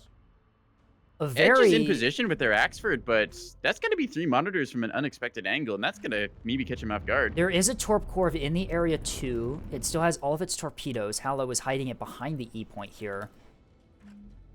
The meat tug has a Pavise on it in arc for that, potentially. We'll see how that goes. Meat-tub is locked, has missiles being fired at it from the backpack. These are 2 S2s launched at the meat-tug here from Microsoft's backpack. Very nice to see. Missile backpacks on Axford like this are very useful for having just missiles to take out small targets like this. S1 command here, gonna just swing and a miss, apparently. Interesting. Interesting. Those missiles coming in here. Pavise is not even firing. Are they in arc? Its radar's off, unfortunately. Does not detect those incoming missiles. Snipe. E-point is being secured here. Although the meat still lives on with the Ox at least, but it does force the torpedo corv to come out around the corner here in full view of the monitors. Anyone these forgetfulness torpedoes? I think these are from a starter fleet. Act Command. The names are they Act CMD Val in the starter? I've been using Act CMD Val. Yeah, I think they are. I like Act. I like Command Primary on sprinters because you can get the front line with high enough track to make them work. I run into the problem where if I'm trying to use them against MMTs, they just jam out my Act Seeker, and I can't really do anything against them. That's where you fire the CMD Hodge afterwards, yeah. There Anyways, you go. E-point going to be secured there. Hallow does step out. Unfortunately, those monitors might have something to say. They have T-30s, but currently you're occupied shooting at Microsoft Edgelord, who's going to rapidly be like, oh, what are you doing on my flank here? These monitors Missiles away as they're trying to counter. basically no point defense. Oh, decoy containers out! Will these confuse Might be a little the too act? late. We'll find out. A bunch of these are just Actually, these might not even... Yeah, these gonna do basically dick all nothing against these monitors. Goes into the chaff. Hello. C90s at this range gonna start adding up quite a bit of damage. Radar panels, thrusters, and some point defense gonna get pooped here in a second. Edgelord starts pivoting to engage. The container liner is capping the A point. Sorry, the what now? Oh, okay. Container liner completely devoid of boxes decided to go on the point here. Might actually be beefy enough to survive this. Hallow has a built-up beamstone, one of the 8s that we saw this game, actually shooting at it. Tasty has another beamstone below. low, but it's being 450 mass driver at the moment. Hang on. Audio moment. Give me a sec. Let me fix that. That's my end. Unstrungle me immediately. No, you get scrunkled as a treat. Beam is going to continue cooking away, but I think that the container liner has enough health bar. It's going to be close. A-point is capped by the container liner gambit there. That's quite impressive. This thing takes a lot of damage. Oh, there it goes. It goes down right after it takes A. Hallow, recognizing that they need to take points, is committing their torpedo core for the C point here. There's nothing defending the C point. It's just two backline support assets. E point Void is nearby, but they are covering the A point currently with their 450 T20. Right. The E point fight is still going on as Edgelord commits their Axford, is trying to put it onto the point to defend against this thing. 10 DD Void calls that they're just trying to figure out how many destroyers are on the board. Probably getting a visual at some point on the rail. Reactor detonation at E cooks Hallow's Torp Corv, takes out the everything as the Torp Corvette is no longer going to be combat effective. No restores, no CIC. Drives are knocked out.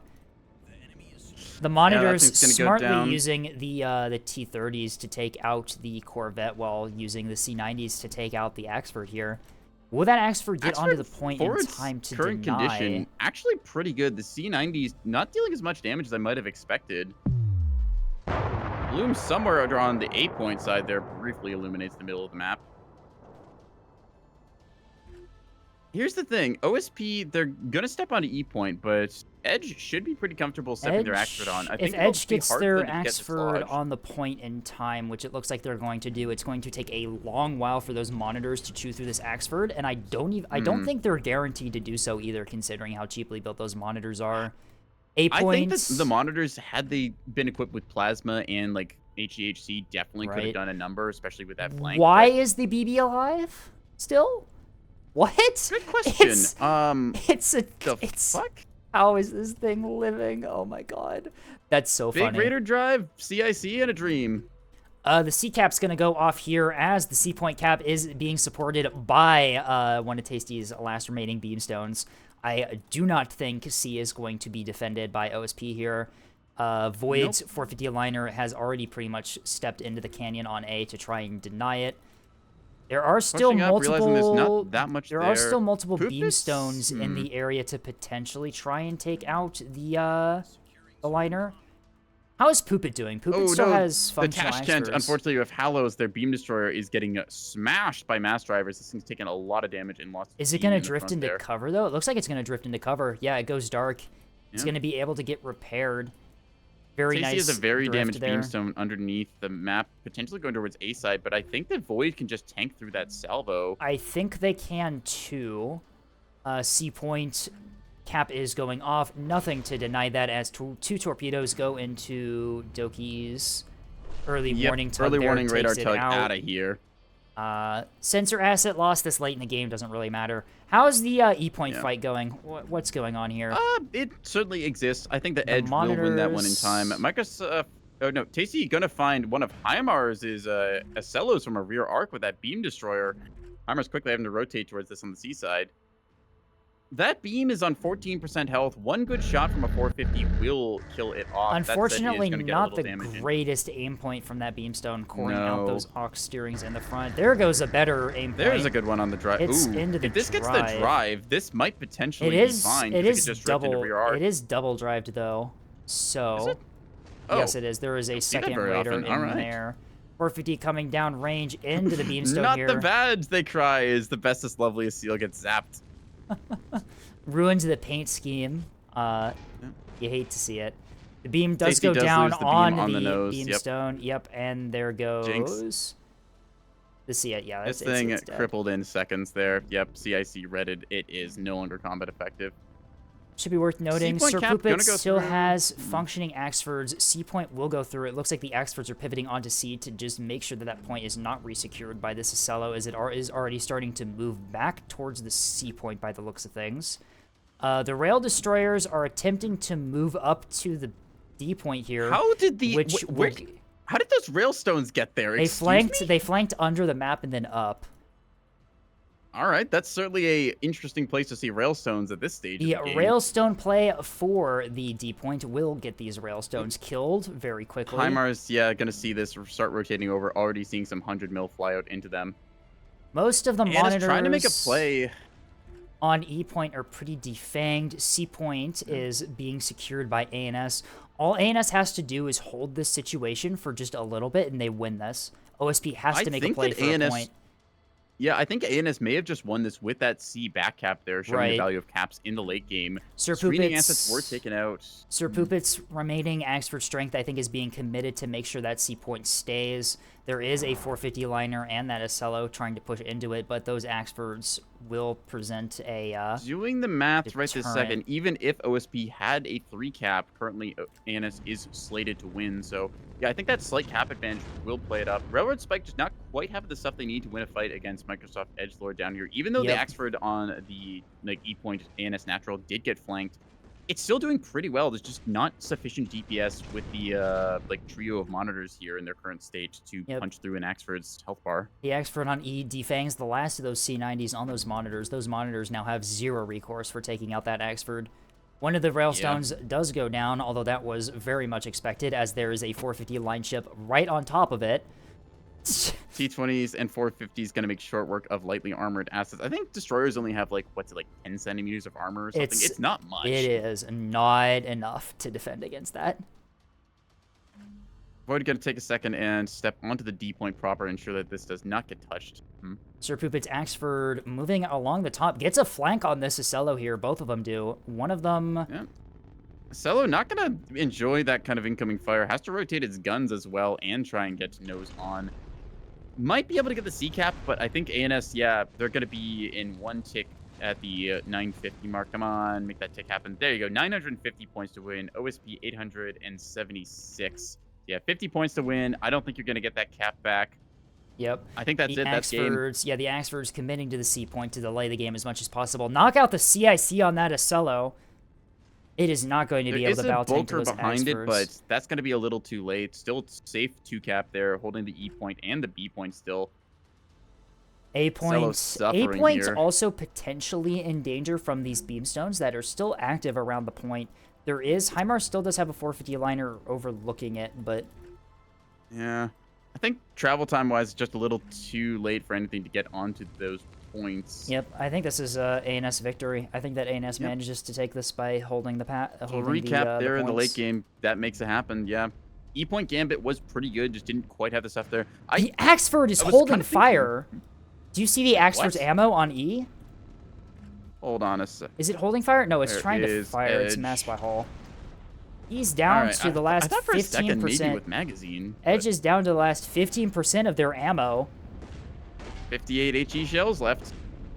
Trying to make whatever they can work. I think that, yeah, the monitors definitely could have done something. If they come in with, like, a rocket container strike or something else like that, missile sidearms perhaps, they just fit so much into their fleet going with the meat tugs and then the monitor quartet there. So a little bit thin on the full build. GG, well played. Agree to that one. Very, very close match down to the end. Yeah. Last torpedo going to be intercepted there by Void on the point. Good fucking game. Indeed. Let's take a look at those damage numbers to see who pulled what. I think Noack Vessel pulled some pretty big numbers with containers. Let's go down the list. Hollow with a cap fleet. Yeah, respectable 6K stuff. on a Beam Torp Destroyer doing Core, work. very respectable. 4K on the other Yeah. one. 4K on that missile range is also very nice. Unfortunately, a lot of their Corvettes getting sniped kind of early on by those containers, but they made do with what they had. Jordan surviving all that. Nope. Only Jordan, 24K taken by the Jordan battleship. is eliminated, does get killed, but does take 34K, and I'm assuming a large portion of Noack's container load. Additionally, 13K dealt with that for the amount of like missile expenditure to kill off that asset and the That's not opportunities it bad, created. yeah. It was able to put Pretty pressure on the good. D point quite a lot there before it got containered down. It did its job. Edge does Microsoft, 31.5K with the Axford.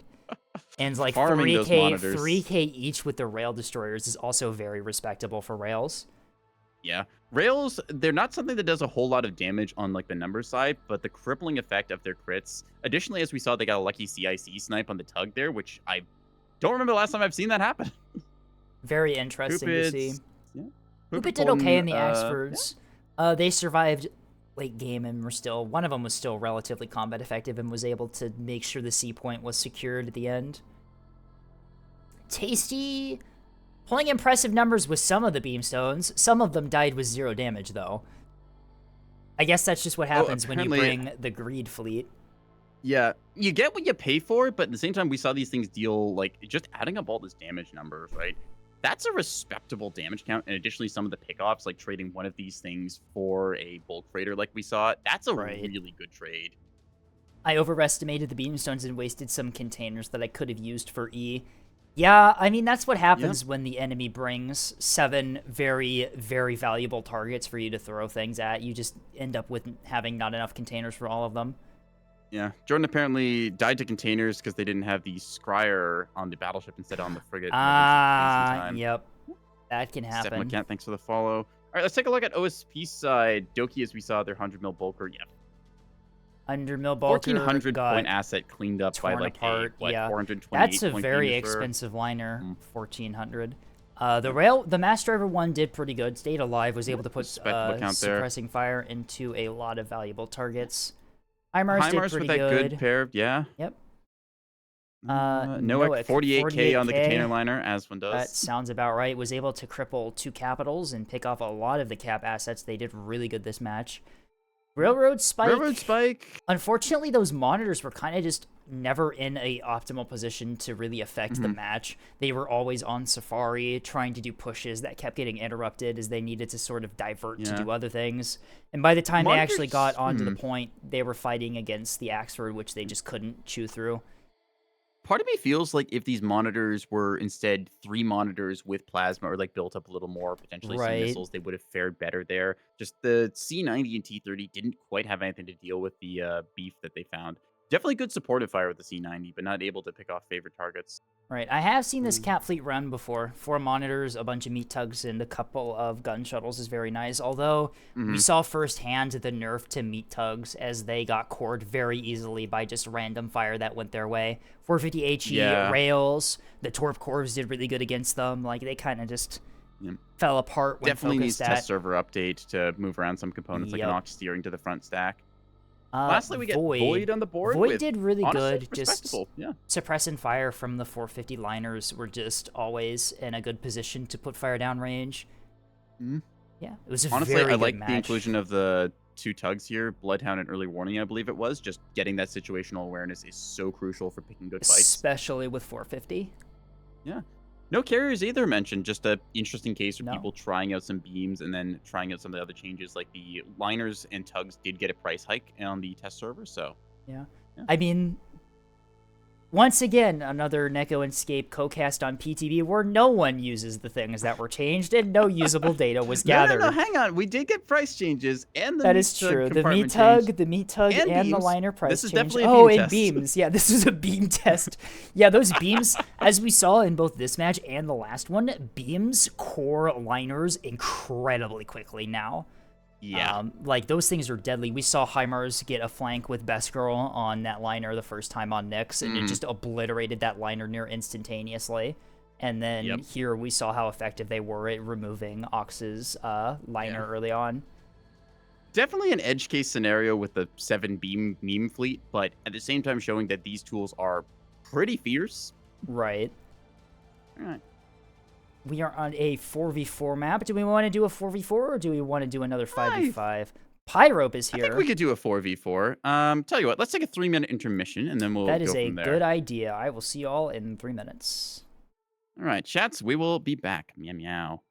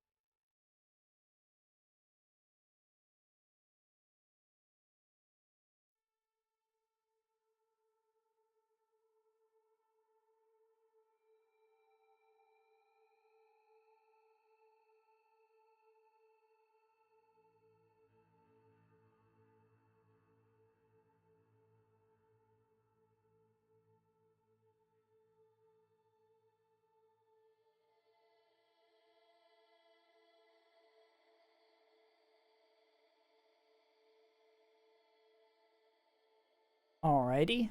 I think I'm back. I should be back. All right, one moment. Let me just flip over. Neko has also returned. Welcome back. Okay, hello once again, everyone. Quick announcement thing is I just did a little check there. The server is currently full, so if people who have played before, we could kindly get some cycles out, because otherwise we just get the same people locked in there. So, Right. Open the server servers. is- Yes.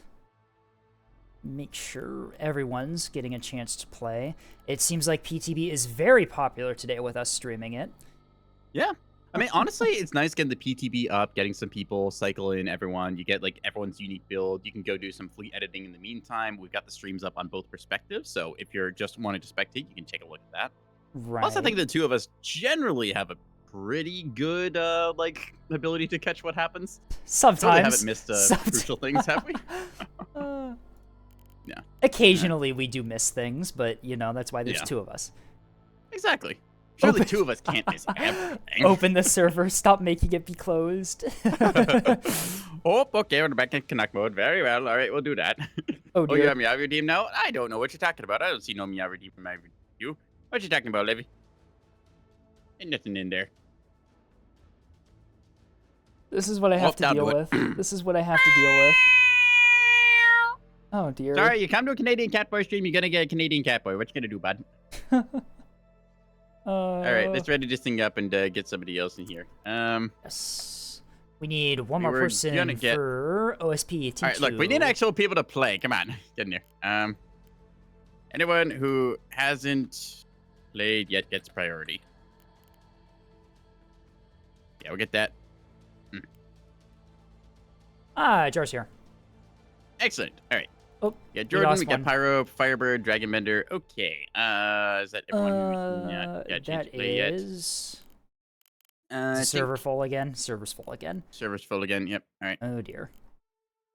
If you're not, gotta play clear spectator, please. Thank you. Just asking that because again, it's like we got limited slots here, so. Right. Oh, hello, Pyro. Can we get a connect meow? Wow, you sounded like you were dying there. Yeah, well, that's what happens, Jin. Yes, It might have remember... been me getting a little bit of food. Okay, so let me remember tell you. if Do you you want to know what wanna- the first worldist problem I've got is? Okay. So my grandmother recently moved, and she's now within like close enough like walking driving distance and stuff like that. So I got a whole plate of brownies dropped off at my house earlier today, and my mouth is kind of full of chocolate from going to intermission. Oh no. Indeed, first world problem. For me, it's my mom that does the baking in my family. She makes that'd be nice. killer chocolate chip cookies, by the way. The best in the world. Ooh, And I am completely unbiased. excellent. Completely unbiased. Yeah. Oh, actually, there's another point. Just seeing Levy in chat. Levy does recipe fleets, and she just recently on my Discord posted a thing of brownies. That's weird. Scape, I didn't would you mention to like my the grandmother I wanted brownies, but I was like, ooh, there's brownies. And then brownies materialized a day later. My grandmother on my Leviathan? Discord server. Leviathan, are Uh-oh. you making me an ad break screen? I want to see how it turns out. Exceptional. Exceptional indeed. Noak, your dad's amazing at cooking and baking. Yeah, family baking's quite nice there. Just like sometimes you get like something like on holidays or such, like you go over, it's like, yes, I got like this casserole or like this recipe thing. Great. I will say my grandma makes really bad chocolate chip cookies, and no one has the heart to tell her that they're not good. Uh-oh. No. Oh no. Yes. Every day and drown the cat boy. Oh no. Uh-oh.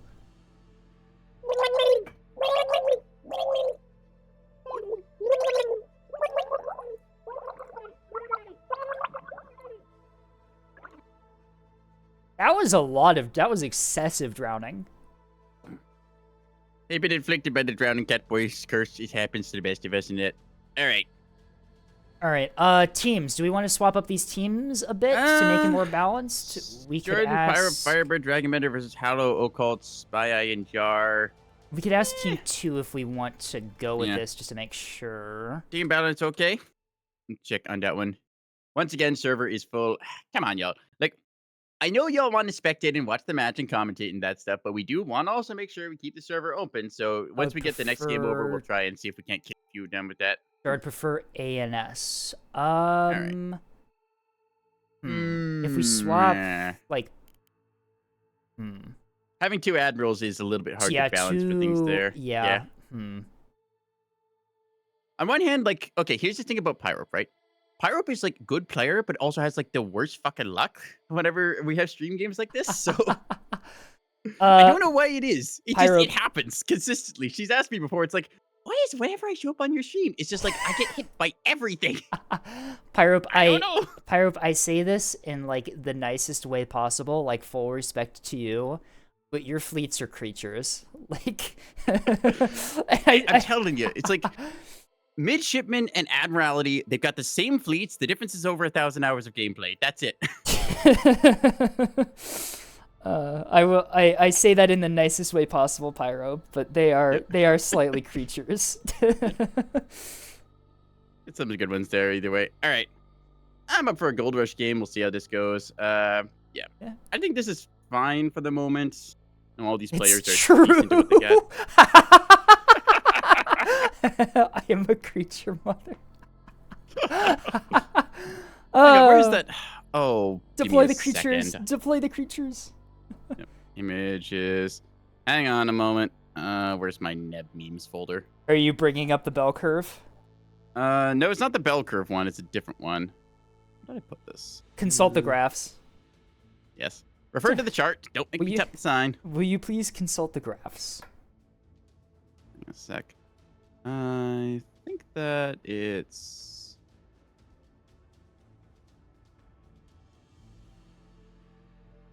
Let me see. Did I size this right? No, I did not. Okay. Oops. Images. All right. A bit too late pull if you this want to picture still swap teams since ANS all showed fleets. All right, that's fair. That's fair. Yeah, all right. We'll just keep it like this. Anyways, there you go. I made this a while back. Whatever image it is, it's on Neko's stream. Yep. I'll just throw it in a DM over to her. Yeah, where'd you go on my list here? Where am I indeed? I think I've seen it before. Yeah, it's here you go. This is why we tell people go to the Shipyard channel. You'll get good stuff. Anyway. 56 point HECP S3. Yep. Oh, look at the old UI with the color boxes. Oh, that's an ancient screenshot. Yep. Classic. When did I actually make that? Hang on, let me check the date on that. You ever go back like to your old Neb fleets and you're like, when the fuck did I build this thing? What was I thinking? Oh my god, I still have like fleets that I have saved when I was like a blue player. Oh my god, they're horrible. What was I thinking? February 6th, 2024. That's an old meme. All right. Interesting. Ancient. Ancient technology.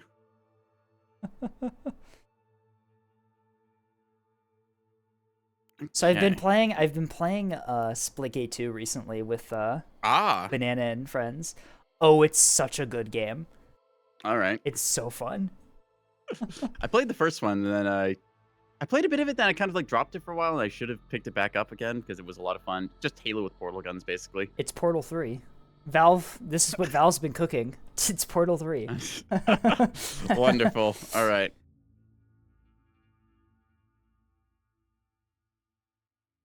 All right, I gotta swap to caster mode. Yep. Gotta flip the switch. Oh yes, caster mode. It's just us, but slightly louder. I jokingly started casting a match that me and my friends were playing, and they're just like, "What the fuck? You actually activated the mode." Anyways, hello everyone. Welcome to Public Test Branch. We are doing games on Gold Rush currently, 4v4.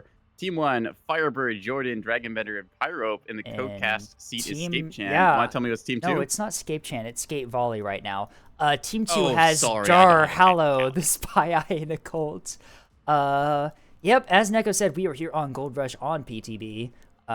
Patch notes are in the PTB changes on the main server, if you go look at the thing. Big changes. Craft now have customizable modules.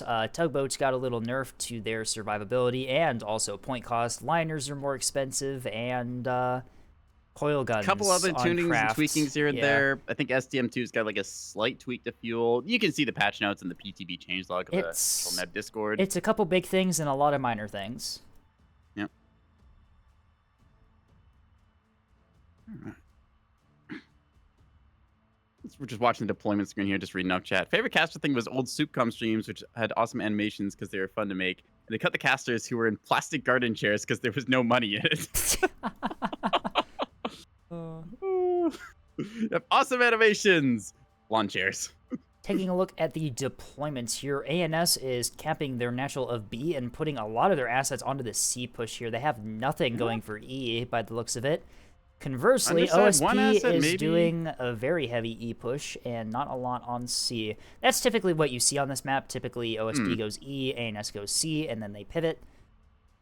Take a look at it from above. You can see the kind of encouragement to NASCAR slightly. The E point is slightly closer to where orange spawn, and then the C point for blue spawn, respectively. Tends to lead to a little bit of like kind of push up, secure your point, and then kind of collapse towards the middle, fight across the tops of these cliffs usually. There's the sensitive Finboy Shark. Wouldn't be a spy fleet without it. Yep. Certain players, you just learn to recognize certain ships and stuff in there. Nebulous. It's a small enough community, you'll recognize things and think, oh god, I'm in trouble. That's a levy. That's a levy with stone walls. Interesting. Okay. Watching a Vauxhall on deployment right now with defenders. Let's go through these fleets. You want ANS or OSP? I'll take ANS. Start from the top. All right, I'll do Let's OSP. see what we've got. Dragon Benders bringing the levy. What do we have in here? Are these all bombers? It's all no, never mind. There's some Tontos. Tragic. I got so excited.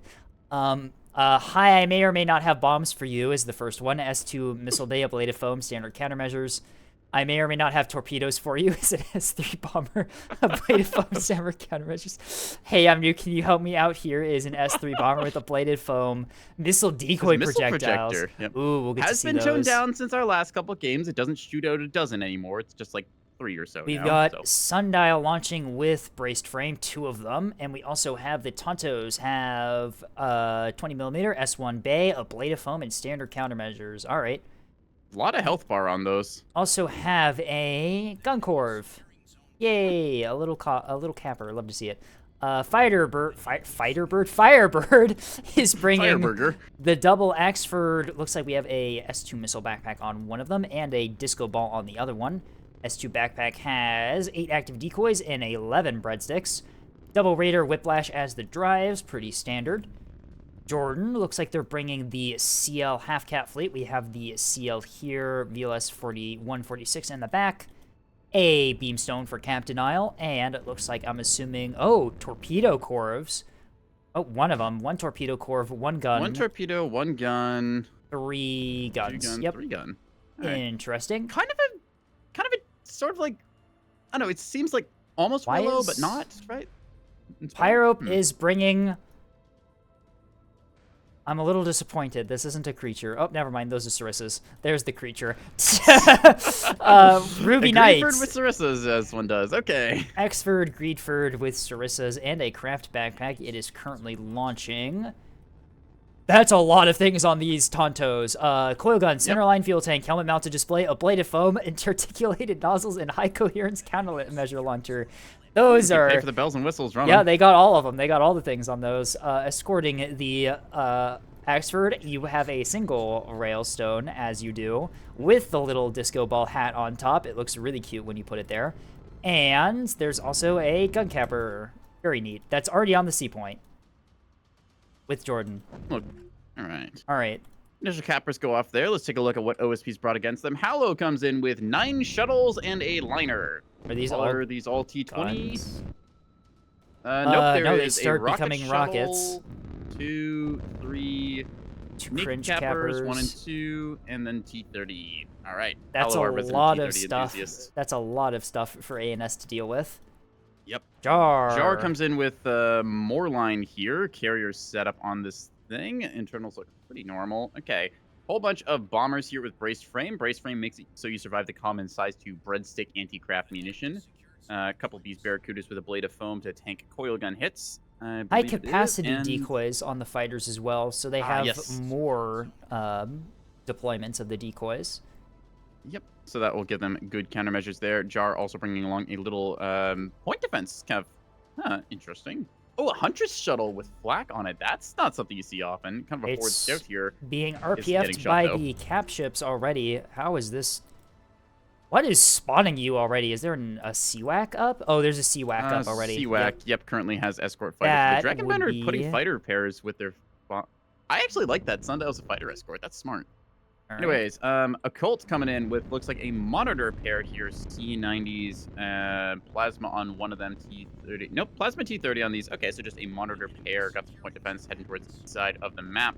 They got themselves a journeyman with a mounted hangar, and what's inside of it? A bunch of bombers with a high coherence chaff. So that's the high coherence, not the high capacity. Means that it will mean more that any chaff detonates missiles. Yep, more chaff per deployment, and then. Yeah, and then lastly, 35 mil, a blade of foam, and these fighters. Okay, just a couple more Barracudas, just more stuff. Got themselves a 1 and 2 T-20 shuttle, so that's a lot of shuttle. That's what we like to see. Spy comes in with Monitor Quintet. Is this the Monitor fleet that I reviewed on stream? It is! Yep, and they DM'd me afterward or messaged me somewhere that they replaced the basic CICs with reinforced CICs was the big thing I pointed out in them. These Monitor balls are using EO pikes for long-range spotting, if I remember correctly. Kind of like it. Swapping one of the slots, potentially worth it. Maybe a trade-off, taking out one of the guns, but at the same time, it could be quite useful. We'll see how it ends up working out. We will see how their modifications work. taking a look at the board right now, OSP's not brought a lot of frontline at all. They have 7 monitors and a liner, and that's about it. Whereas ANS put a has lot brought... into cap, a lot into carrier, not a lot into like any beef. I mean, realistically, Hallow's capital there, the 100 mil, that's just meant to kind of sweeper and punch down, not really meant to punch other capitals. Right. I mean, ANS doesn't have a lot of capitals either. They have 3 experts, and that's about it. I guess this is a 4v4, so that's kind of standard. Yeah. Still, maybe a little bit light there. Monitor ball can kind of get it done, equivalent to sort of the Axfords. 8-point cap will go through before the fighters can get their missile strike out. Size 1 Saw going after this Corvette. That is pain. No chaff launched from the thing. It looks like it lost its VLS. Yeah. Yep. Beam fired out there briefly, trying to intercept some of those fighters, I think. Does actually pick off 2 of them. Maybe 3. Just barely misses. Remember, for some reason, Beam is one of the most effective anti-fighter weapons we've seen, especially the turrets. Very funny little tech that you can do. Slasher Squadron from Dragon Blender commits. These are pure act SDM2s. Wait, no, those are SDM1s. These are SDM2s. These are SDM1s. Those are SDM1s. Interesting. Okay, those are going to find these fighters. Windbreaker, I believe, is one of the running techs. I want to say that's to intercept enemy missiles, but do just fine intercepting bombers. Windbreakers tend to be defensive. Windbreakers tend to be S1s, not SDM1s. That's curious. Interesting stuff. Foxhound Squadron. Any 2 player can tell you about beams. Yeah. Fun fact, there was some inspiration from Free Space 2 in the development of Nebulous. To talk to Liz about this one time. It was kind of cool hearing how that went off. Meanwhile, Jar is going to get their ass kicked as Dragon Bender just puts pedal to the metal and is chasing them with all of these missiles that they can possibly field. Flasher, realizing that they don't want to fly into enemy point defense range, breaks off. They get SDM2s fired at them for their troubles, though. Gonna be one pick off there. Other one does not die. The AMM's trying to go out to defend against those SDMs. Doesn't look like they get the kill in time. Although Crimson is now under fire. 20 mil from the Tontos here. Doing some quick math here. Okay, these have a Blade of Foam, which I believe is plus 40 hit points, if I remember correctly. Is it plus 40 or plus 20? They removed the plus 20 option for fighters. Yeah. So I believe, is it plus 30 only? Okay. It's plus 40, either way, I think believe. Or is it plus 30? Did it get changed? Huh. It was 30. Okay, maybe it got tweaked then. All right, it was plus 40 at a certain point. Yeah, it got nerfed. Okay, it did get nerfed then. We should keep up with our patch notes, PTB stuff. Anyways, so worth noting there, I believe that the common SDM2 does 110 damage, and if it does half damage, which is a mechanic for craft and stuff there, that would deal 55 damage, right? Which is more than the 50 health of a Tanto. Hang on, I'm throwing a lot of numbers there. But because they got the extra health buff, I think that means that if an SDM2 fails its dice roll, that the extra Blade of Foam will mean you still survive it. I like your funny words, Magic Man. Foxhound Squadron people out there, yeah, just Foxhound don't worry Squadron about it. from Jar ran out of fuel and was on RTB with no maneuverability, flying right in front of Pyrope's Sarissas. They get picked down to just 1 left. Jordan on the D point. Jordan has found the carrier with the torpedo curve under the map. Jordan's a man of my heart with this tactic. T-30s is instantly starting to arm those torpedoes out on to the carrier. Jordan's a man of my heart using airborne this. Could potentially intercept. They are jamming. This are is these torpedoes going seeker. to rock PD, trying to get past? Oh, Pavis out from the carrier.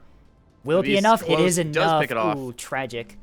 Jordan drives down, launcher the Macer down. of Kark. That is a name for a ship right there. 100 mil from Hallow, gonna clean that thing up in seconds. Still danger close on that one. Macer of Kark. Oh no. Answering one chat's question, is Sarissa a railgun? No, the Sarissa is a coil gun. Similar, but different. Yep, coil gun. It's basically a long-range shotgun. It fires a closely knit group of pellets that strike things at long range at very high speed. The shot for a good reason. Jar, I'm assuming, needs a fresh change of pants after that one. That's the last thing you want to see is the Torp Corvette on top of your carrier, as Neko would know. Yeah, hey, what do you mean that my carrier has a Corvette on it? Where did that thing come from? Oh, I'm torpedoed. I'm dead. I absolutely love doing that in my Torp Corvettes. I can't stop doing it. It's so fun. Anyway, Right. Three state of the Axfords match. are taking a line across the map here, knowing there's not much to contest them. Oh wow, they're Monitor just chilling, Quintet huh? is starting to peak up here, but I don't think they want to face check this. That's a lot of firepower at better range than they have. Buzzsaw Squadron flanking over the top is a Spearfish strike, although with 3 Axfords with fightercraft support in the area, I doubt those are going to get through. They have to run across... I don't think that's going to make it. Yeah, they have to run across the top of the map here while under Sarissa fire. They go into dodge mode to try to avoid the incoming fire, but... SDM's being deployed right now. What is with... They need to break off. These are not going to get through. What is with some of these... Are you seeing this? Some of your missile trackers are, like, grayed out? Is that just me? Looks normal. Like, it's like a slightly... Screen. It's like a faded blue color instead of the regular one. That's curious. Weird. I wonder if that's R3 panic dump goes off. Those are not going to hit at that rate. Those are not a chance. Not even going to be close. Yeah, those are just going to get picked apart by defenders anyway. Yep. Yeah, Buzzsaw Squadron losing half of their number. ANS doing a really good job at denying those bombers from doing much of anything right now as they just keep picking them apart. Yeah. R3s are still good, it's worth noting. That said, you need to get like a mass of bombers from the right angle. R3s have swapped from being heavy insta-ship killers to you need less heavy. You need roughly twice the number, considering that they do half the damage now. They got their damage numbers adjusted, but their prices too, so you can still do a lot with them. We have seen sometimes the R3, like when it gets a hit onto target, it can still do a lot, but same time, you just need to find out how to get your critical mass into range and then onto target, so. How many Talking about should OSP carriers the... have a launcher? You can. It's all about what do you want to take in the fleet, though. So. How many crits are on the monitor from one railgun? Which monitor? One of... Let's see. How many fires? 9 fires on Raheya from one railgun. That sucks. Yeah, railguns are... That, like, thin assets like that, just a singular rail destroyer spliced into your team comp can do a whole lot. Other monitors from Occult now getting found out. Let's watch as the drill... Okay, misses first shot there. Typical because of the way aiming in this game works. This guy correction cone. Second one's going to instantly cause 4 fires. 1, 2, 3, 4. Yeah, railguns are very effective against monitors just due to how dense they are. Yep. Very, you get all these nice. components you're blown through. Just you're going to roll crits on all of them. A point being secured by OSP here, although the beam from Jordan comes out and defends it. Although the cap does go off, OSP gets the cap. Cap is off. There is a bunch of fighters and bombers on the board right now. OSP has carrier number advantage and really needs to do something with it. Engaging the front line probably not going to be a good idea. Those Axfords are all grouped up together with fighter coverage. OSP, if they're smart, needs to start trying to look at the wings, see if there's other areas that they can engage into, leverage that fighter advantage of having both the torpedoes. And the Torpedoes out on Jordan's beamstone here. Buckshot Squadron from Occult gets a strike off of 8 torpedoes.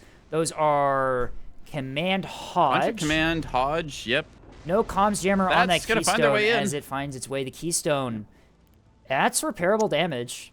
It took quite a beating, but that's repairable. No battle short for that thing for a long time.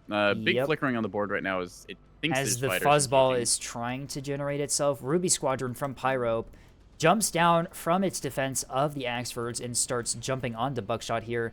These are coilgun Tontos on a flank against these bombers. If they get there in time, those bombers are going to have a really bad day. The SDMs, fighter coverage for them is returning to base. They're out of fuel. That's why they aren't intercepting. The SDMs from Ruby, unfortunately, or from Fury going into Iraq. I think it's Pyro. Buckshot, you could just call it Ruby. Yeah, we know. Just call it Ruby. Yeah. Why do you think I called it Ruby instinctually? I just saw Pyro and I'm just like, oh yeah, it must be called Ruby. I looked at it, saw Fury. I'm like, I know who you're talking about. Still. Anyways, SDM1 command lunge out here, going after Stinger's Barracudas. The C-cap going off as well here as one of Hallow's gun shuttles steps onto the point. Stinger Squadron out of fuel is returning to base as Fury jumps on them. I like what OSP is doing. They're taking advantage of the fact that they have a lot more light assets around the board, trying to do some pushes and maneuverings with that. That said, ANS does have that heavy capital advantage, so they will be looking for a fight. Monitor's thinking about poking out here again. I'm not sure about that. They are getting some plasma out. Firebird might be taking a little heat here as plasma's coming towards them. Spearfish strike below from Jar up onto one of Firebird's Axfords here right as it gets set upon by the monitors. Sarissa's and RPF go out to try and defend. Spearfish are out. Defender's gonna looks like only quite a bit of that. Looks like that was only like half a salvo. No, that was all of them. All right. The Axford Typically see still R3 strikes done in like relatively groups fine. of 8 just to break through point defense like Those that. That said, again, R3? the R3s are Yep, those weaker are now in R3. PTB. The monitors now under a lot of fire now that they pushed out. 3 Axfords have swapped their fire to them and are starting to put damage into the first one. Although the monitor push has prevented ANS from re-pushing back into the A point to resecure it. Power-Up is sending a cap ship for the A point here. There still is a gun shuttle in the area to defend that. Although Gun shuttle and Hallow has a 100 mil bulker. Maybe not quite an arc due to the rock positioning here. That ice crystal or the gold crystal, whatever you want to call it, the liquid gold crystal here covers that angle. Jordan ACAP flanking can get flipped, their... but still. Yep, Jordan flanking their CL around to resecure the C point. A point being secured by ANS right now. There is a... Hallow's liner is in the area. Could deny it. There's also the gun shuttle there, as I said before. Bombers out from Dragonbender. I think these are the first bombers we've seen. These are the ones that have the decoy projectors. Yep. They are fully loaded with torpedoes. Want to talk about this tech a little bit before here as we get going into this. So knowing that there's different types of bombers here, we've seen Dragonbender do this before. 3 of these are torpedo bombers using CMD ARAD and EO Wake. The last one is using a size 2 bay full of KB-22s. I believe that. Ooh, I didn't even notice which one that. has decoy projector? I'm new here. Yes, I'm new here. So, decoy projector, 6 torpedoes, and then a bomb to finish. It's a nasty thing. 2 cycles of the deck will get that up into the air. Actually, does Dragonbender have, what are they? Yeah, they got 2 strike down stations. Never mind. So they're just going to do that in 1 deck cycle. Okay. Higher-Up's cap ship on A gets its drag knocked out and drifts off the point. Hallow's gunliner and gun shuttle defend the A point quite effectively there. Jordan's still flanking onto the C point here. Trying to fix that reactor overload on A.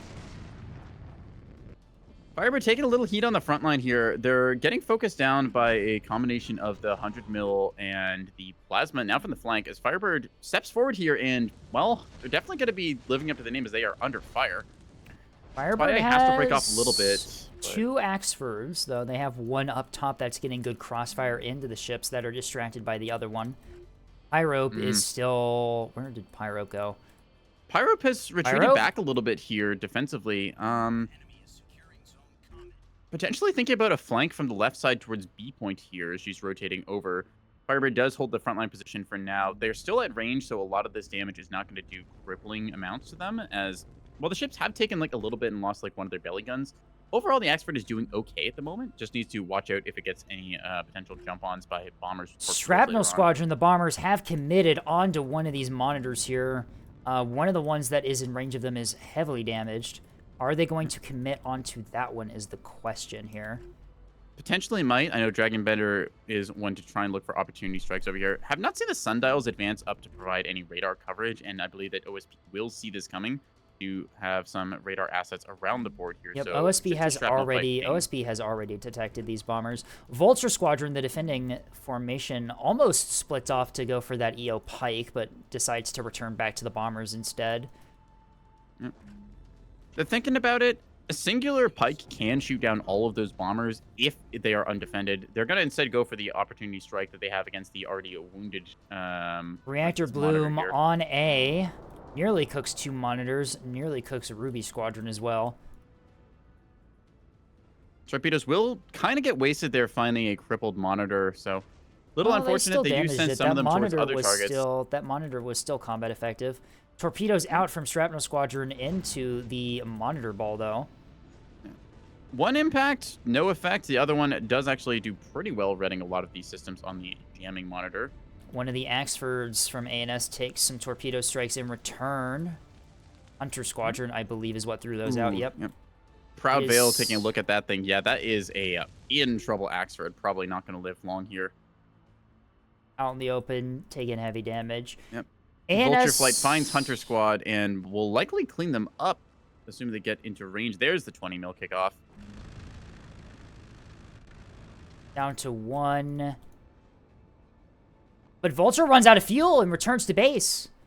They're not going to finish that off. Let's take a look at the carriers. How many bombers do they still have left? Because I know that they lost a lot of them. Yeah, Jar flight count is going to matter now. Jar down to 6 bombers. No, scroll down. There's another bank there. Is there so they've another got... bank? Oh, never mind. They're still fine. 9 bombers. Make that Yeah, 9, I believe, plus whatever's on the board. So they got some stuff going around. SDM2 is going to probably catch a Vulture Flight here on their Yep, as return it's to base. Cannot returning fight to back. base Flat. with no fuel. 2 down. Yep. Unfortunate. Vampire going to be catching the last of them as they fire off missiles, spikers away. This monitor ball up here is starting to get chewed through. 2 monitors effectively down. Only 3 really left in any healthy condition.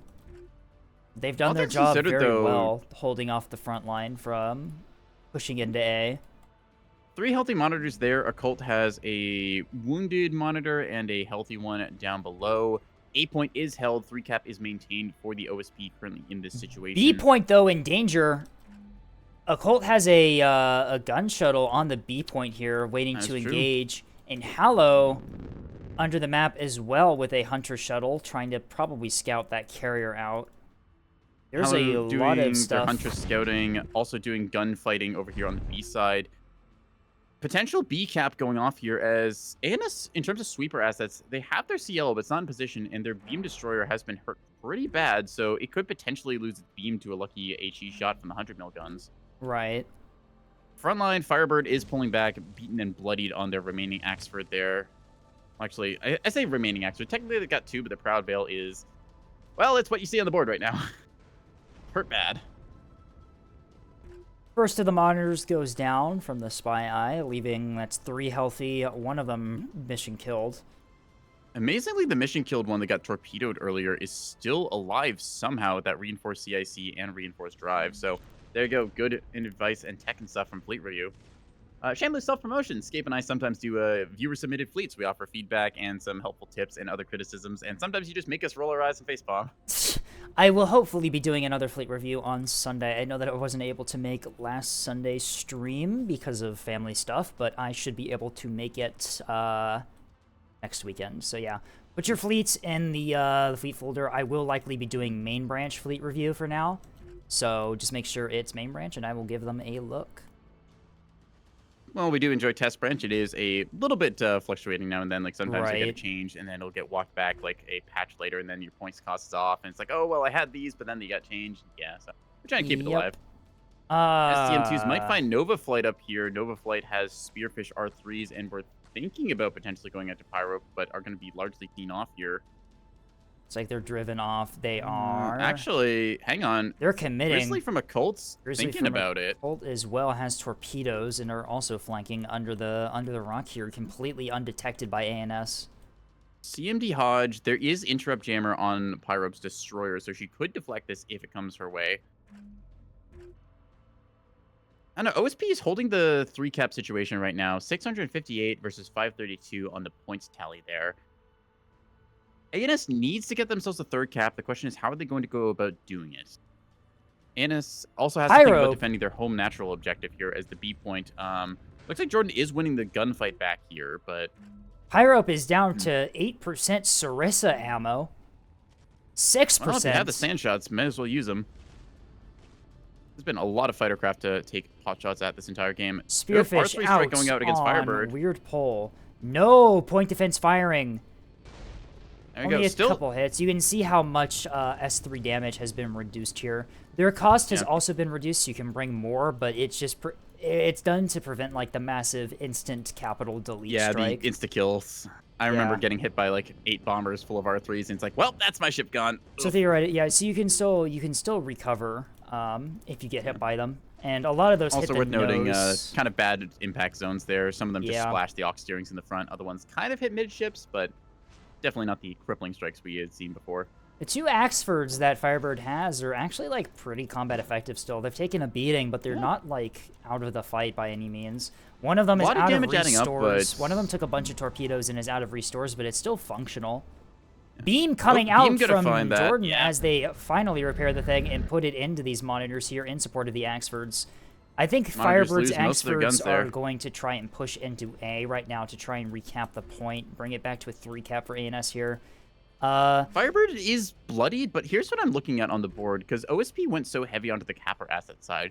They don't have anything like an Acello or a 450 Volker to really put some of the big, like, high-caliber rounds into these Axfords and knock them out, despite the amount of damage they've taken.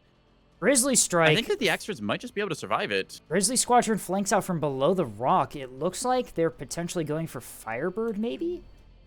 At this stage, I'd say that's probably the best call. Knowing Firebird's taking this much damage, you expect a bunch of the soft kill and hard kill amounts to be heavily damaged. Or potentially into Jordan's Beamstone. Yeah, that looks like where they're heading. Which exactly they're targeting right now. I think they're heading for the Beamstone. They are definitely being tracked and locked, but it's kind of iffy. Pyrope out of Sandshot, unable to put supporting fire with the Sarissas at those squadrons. Yep. One bomber going to break off there by the looks of it. Might be going for single strike. Yep, 2 of those torpedoes going after Firebird. 1 of those bombers going after the destroyer. Good choice there, splitting fire. Command Hodge. They will unlikely be soft killed by the destroyer. 1 torpedo hits the Axer, doesn't do a whole lot.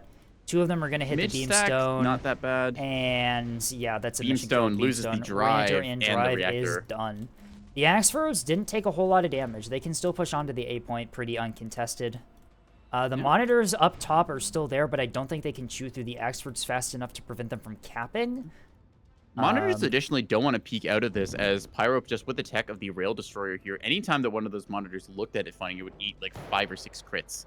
Jordan has repositioned their CL to defend the B point here, recognizing that there are light assets trying to flank around, putting RPF fire into Sunder Squadron, which is bunch of those just as air patrol by the looks, STM2s and that's size ASF. 1s. Yep. No strike in that squadron. Yeah. Graveyard I like Squadron. Jordan's inclusion of the Voxel here just as this like rotating sweeper asset. They've got their front line of 3 Axefords. They've got the Beam Destroyer to guard like 1 close area. Then this Voxel is just free to bounce around to any side that it needs to move to. Graveyard Squadron is an 100mm bomber squadron flanking up at Pyrope. It looks like they're going for the Destroyer. Potentially a good idea there. Try and pick off soft assets where you can. 8-point congestion going to happen here, I think. Actually, no, Hallow wisely hiding under a rock there. Firebird steps onto the point and will secure that 3rd cap. That said, 800 points on the board for Orange Team, 628 for Blue. I think that even with this cap, that OSP is going to cap out in time. I think that ANS needs a 4 cap to turn this around, yeah. There goes the 100mm bombers. Graveyard onto the Destroyer there. Silver Emblem taking heavy damage from 100 mils. A bunch of those kind of scattering here, but now we're starting to see the impacts. There Support fire from the monitors as well. Take out the railgun, although the Axford is now pushing into the monitors quite aggressively here. Defanging one of them if it's C90. A is being contested. Decides to get onto 8 points. Bleeding Pyro, but one of their assets there, pretty important, knowing that that's got the comms jammer on it. Potential opportunities to get a torpedo strike into the Ruby Knight for main Axford there. I like the 8-point contestation here, forcing Firebird to try and divert some of their other assets, some of the ANS's other assets here.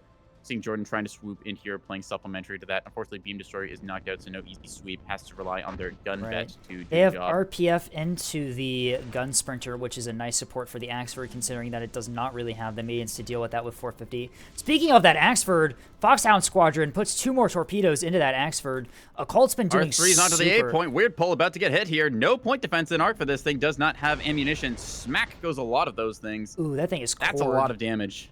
I think OSP might be able to deny the 8-point here. Yeah. OSP Excellent saw the opportunity, play. Saw them step on. The that being said, another second Axford is already stepping onto the 8-point, though. Yeah. There goes kind of bloody. the A-cap. That said, now Spy Eye is starting to look over towards Pyrope, who's starting to get into the fight. Without the rail support, these monitors will take a lot longer to die. I think with that delay on the 8-point cap for ANS, I think OSP takes this if they just hold. Yeah. 866 to 674 on the board right now. They will need to secure either the E point or D point in order to win. And as it's currently looking like, backcap's going towards Seaside here from Hallow and Spy Eye, limping over assets where they can. There's nothing there to deny that. Jordan is sending a Gun Corv and a Voxel to the E point here to try and take it. Although, do you see Hallow Sunlight underneath the CL behind that rock? If that CL moves closer to the E point, they can just take E. Hallow doing it. Waiting, ratting, trying to find that opportunity where they can slide onto a point. Even if you just cap it for a little bit, it forces the enemy to respond with assets and divert stuff to make sure that they get that point back. I should also mention that Hallow has only lost 2 of their 10 ships this match. Yeah, that's...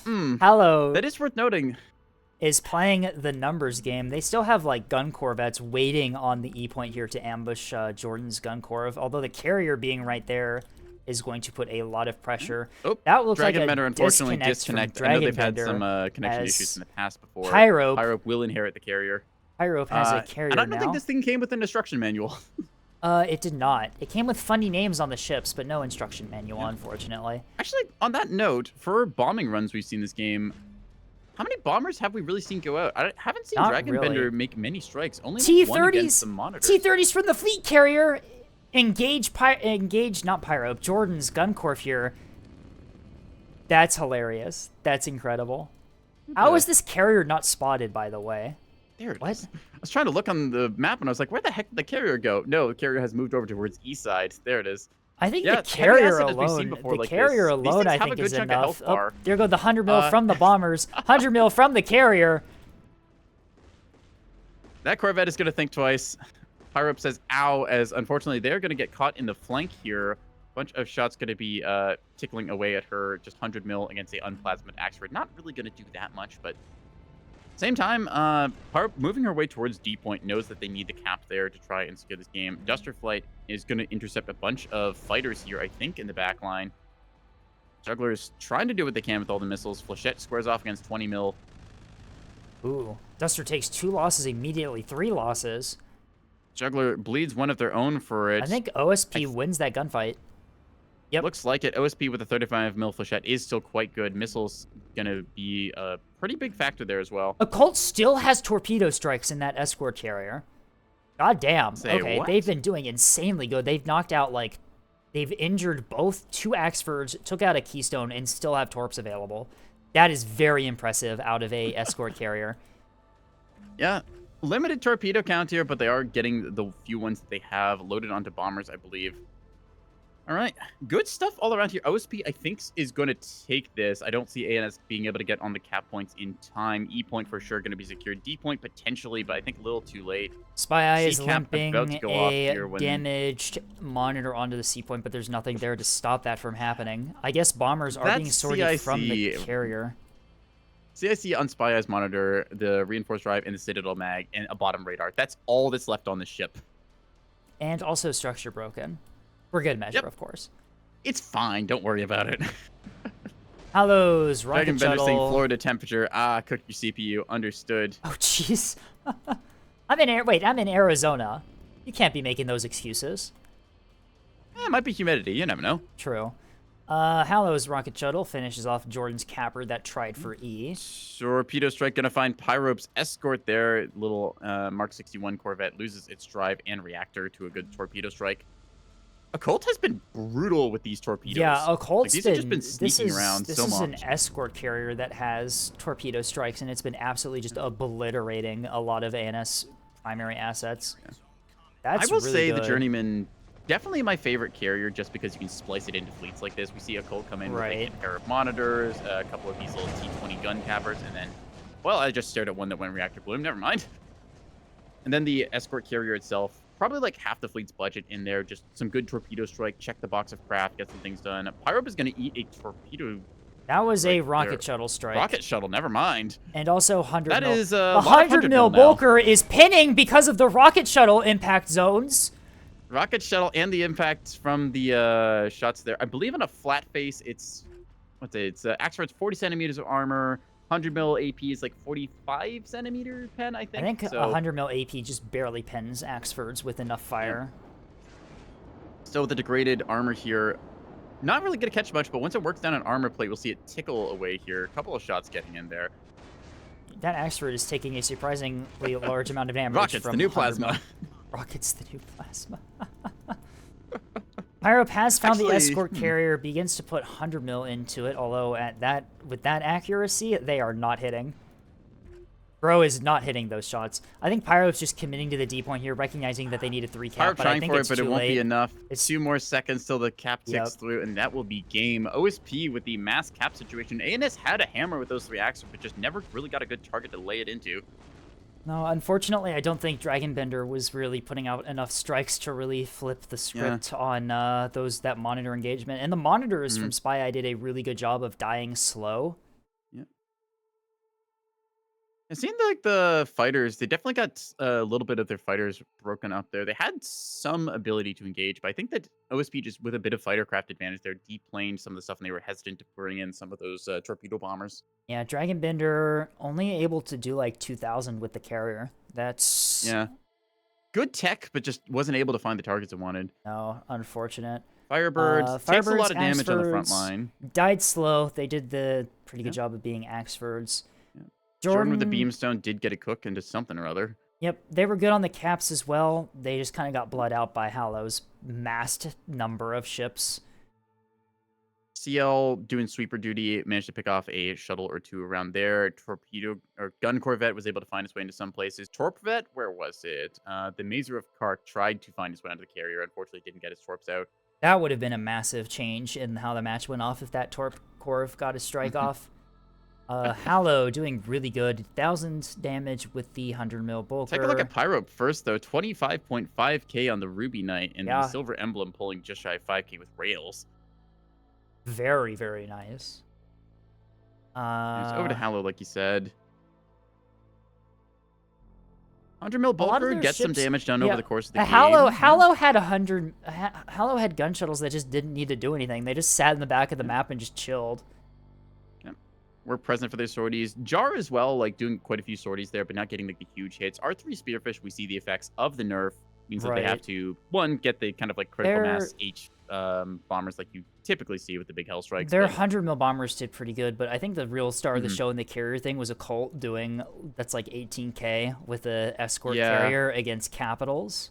Yep. 6 Sturgeons pulling 18k is insanity. Those That torpedo is- strikes were very good. Very good work from a Colt. And then the Spy Eye did a really good job of, just dying slow on the A point, preventing those Axfords from pushing into the A point earlier on. I think comparisons of fleets here, Spy Eye and Firebird kind of doing the same thing. Both of them fairly tanky, reinforced frontline fleets, meant to just kind of like draw a line in the sand, say, all right, here's the centerpiece, I'm your anchor, you can now rotate around me. That allowed the carriers and other assets to kind of rotate, play around that. It's like fairly safe frontline, not worrying about getting pushed or run up by shuttles. Right. Yeah, overall, pretty cool game there. I think that ANS's big problem was just they never had a good target to really lay 450 fire into. The monitors are fairly compact and can play evasively, hugging close to the rocks there. And the only bulker that presented itself was a 100 mil bulker, which was playing very kind of defensively, not trying to engage them. Right. Very, very Alright. interesting match. Fun stuff overall. Let's go on to the next one. I probably have one more in me. I've got All right. things going on later today. It's board game night See. with family. And, Nice. That's my tabletop night as well tonight. So, hey. Ooh. Now, I'm just saying, okay, you can bring a D20 to Monopoly night. People will look at you a little bit funny, but it's their fault for not bringing one themselves. Tumbleweed. Tumbleweed Alright. with the beam update. Surely this won't go wrong. Surely ANS won't be at an Yep. advantage Okay. at all.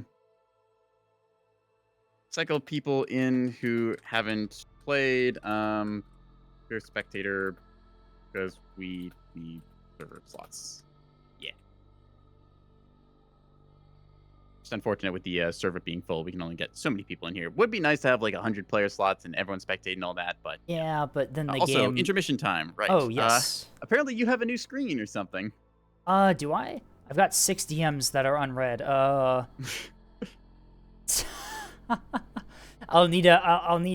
Thank you, Levy. I'll need to add that to my stream. Unfortunately, I don't really know how to add it on the fly, so I'll have to do that later. But You know what? Screw it. We're going to do it right now. Okay, I'll teach you. All right, open up OBS, yeah? Okay. All right, now you're just going to like click the... So like you've got your scene sources menu, Scene yeah? sources, yeah. Is it just a new source? Just under your sources, just grab image, and you should be able to just load it up from there once you have it downloaded. That image, cool. And just That scale it as needed, is- and we go from there. Very nice. I can just... Oh, I don't have it downloaded yet. Oh dear. Oh dear. You fool! Right click, um, save the image.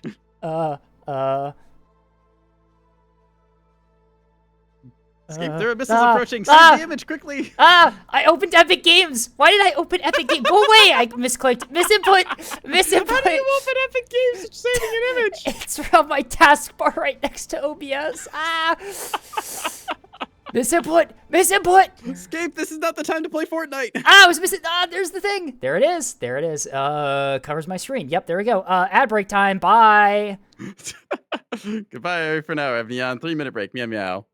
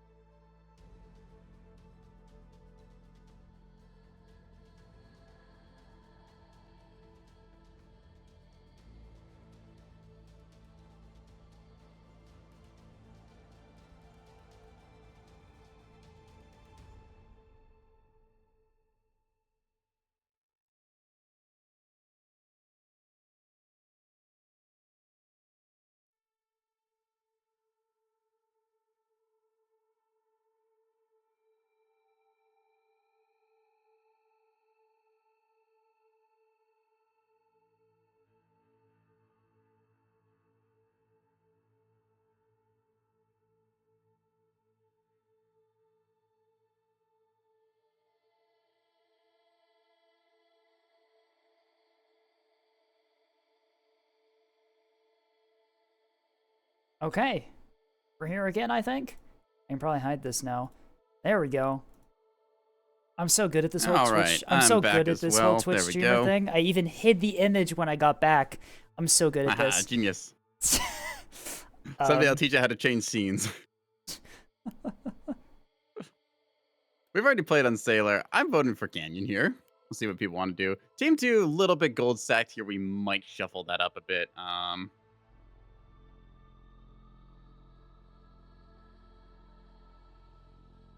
Alright, so it goes.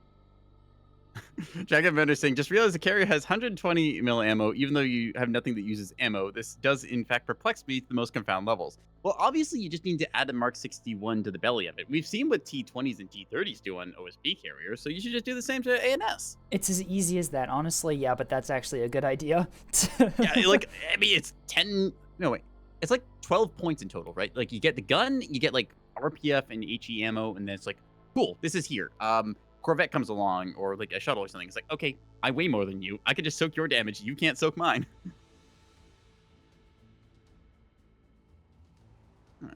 Leviathan DM'd me. Ad in my little ad screen thing. The word ad is supposed to be misspelled. I see. Excellent. Yes, so we have the ad break and the sub break. So we got both sides. It's fine. Yeah. Genius. I think it's cute. Wait, you think that I know how to spell? You should see my BRI pack screen. Uncle that thing on a napkin, like, however long ago I made that.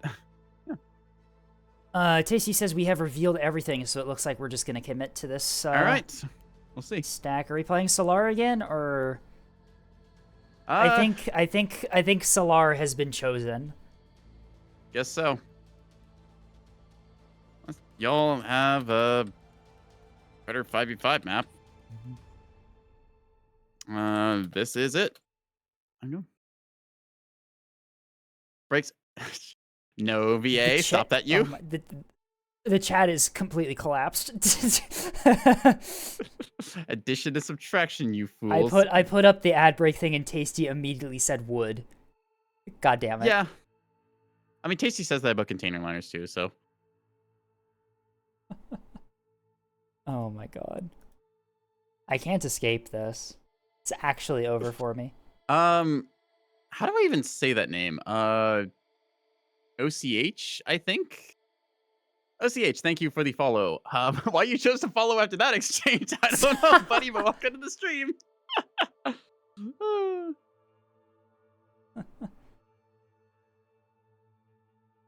Firebird, what is that? What do you mean? I hate that I know that reference. I will not be explaining it, but I do know that reference. Yes, remember Ruby Shelf Large, I believe, still has a craft problem, yeah. Yeah. It's unfortunate with the area officials. We have only so many maps. There's a good variety of maps out there, and just we play the ones that we know at least work. A lot of some of the big 5v5 ones that people used to play are, still having craft problems, which sucks, but... Yeah. Oh, what was it? The black hole map, Singularity or whatever, right? Oh, it has been so long since I played on that map, jeez. Yeah, tried doing a map on that with carriers. Shit breaks. Interestingly. Yeah, well, the map breaks normally, even without carriers. It gives you like 20 billion warnings once you load into the map, so... That map, I'm impressed that map hasn't made my computer explode. Yeah.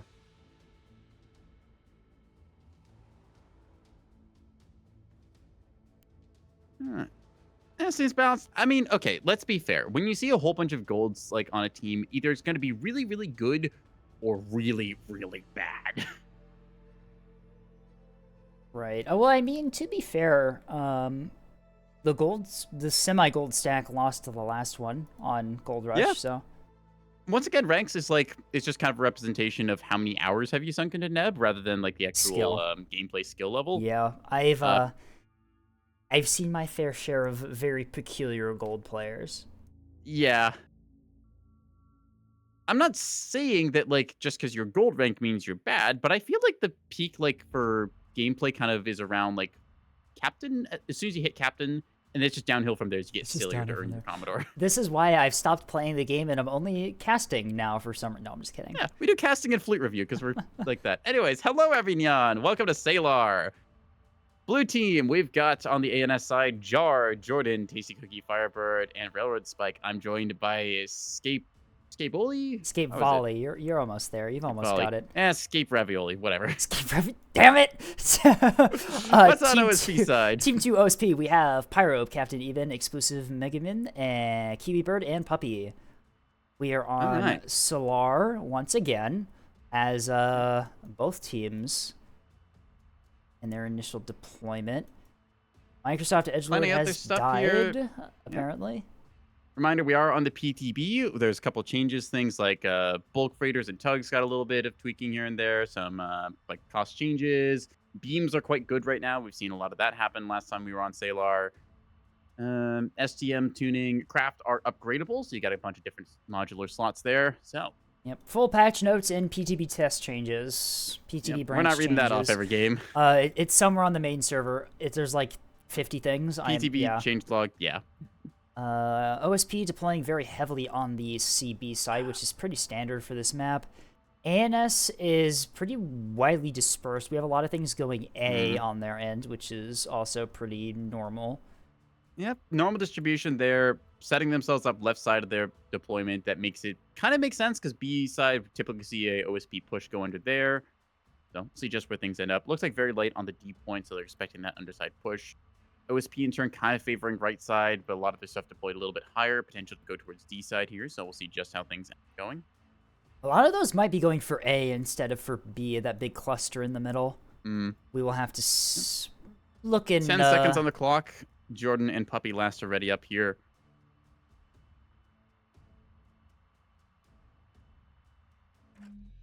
There we go. Deployment commencing. What do we see on the drop? I see a double levy fleet from Jar. Okay, I see a bunch of tugs named Size... what's it? Decoy Container Clipper. Wonderful. This kind of match. All right. Oh, that's a good start. Yep.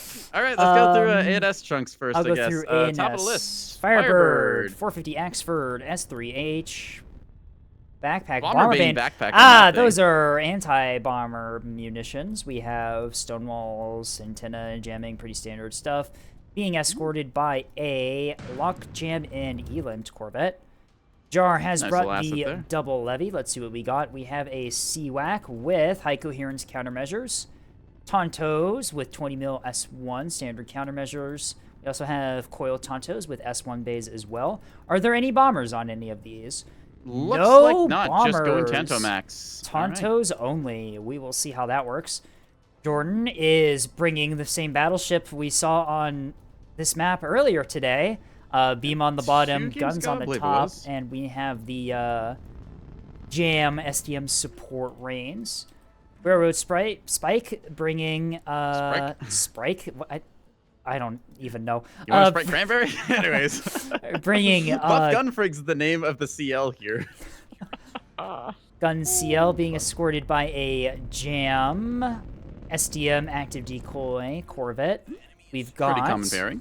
Beamstone, and I'm assuming the rest of these are gun cappers. One, two, three, three, and a naked capper towards the B point. Yep. Honestly, kind of makes sense. Common aggression area. To wrap things up, Tasty is running Levy. It looks like Levy half cap potentially. No, it is not. Those it's a size 3 bomber with stealth coating. Yep, those are Jam escorts for the bombers. Let's see what we got. 1, 2, 3 Jam vets around the board, and that's going to be it. Oh my god. So, honestly, though, with this comp, right, Jar running mass Tontos, doing all the intercept, Tasty is free to do as much bombing as they really want. Is that the strat? Potentially, maybe. I don't know. I feel like a balanced fleet might be a little better, but I want to see how this works out. OSP facing off against them because Captain E-Band comes in with looks like a Throngler. Haven't seen one of these for a bit. Plasma on this thing, 8 barrels of it, gonna cook off any armor it encounters. It's going right down the middle. Has itself some jamming support there from looks like a shuttle accompanying it. It's got a couple line of tugs just advancing down the middle of the map here. These are named Decoy Container Clipper. Okay, so the mine games are out I see. and Okay, deployed. so we're that's the strat we're doing. Okay. Do we have more Decoy Container Clippers? Nope, these ones aren't Decoy Container Clippers. These ones are actual ships. Yep, these ones have actual Prop, ships. and Wash name. Actual ships, the same ones as the same other ones. On these. Definitely a main branch. It's not adjusted the like. Aux steering, DC locker, basic in the bottom. Yeah, this is a main branch fleet. All right.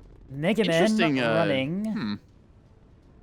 Carrier. Megaman's got the hangar banks on this moor line here. Got itself a good chunk of bombers here. These are just regular bombers, nothing fancy. Same can be said for the Haikuda Barracudas. Okay, so yeah, just got a good chunk of stuff there. Got an early warning radar and a GM shuttle going towards the 8 point to cover this advance. Interesting.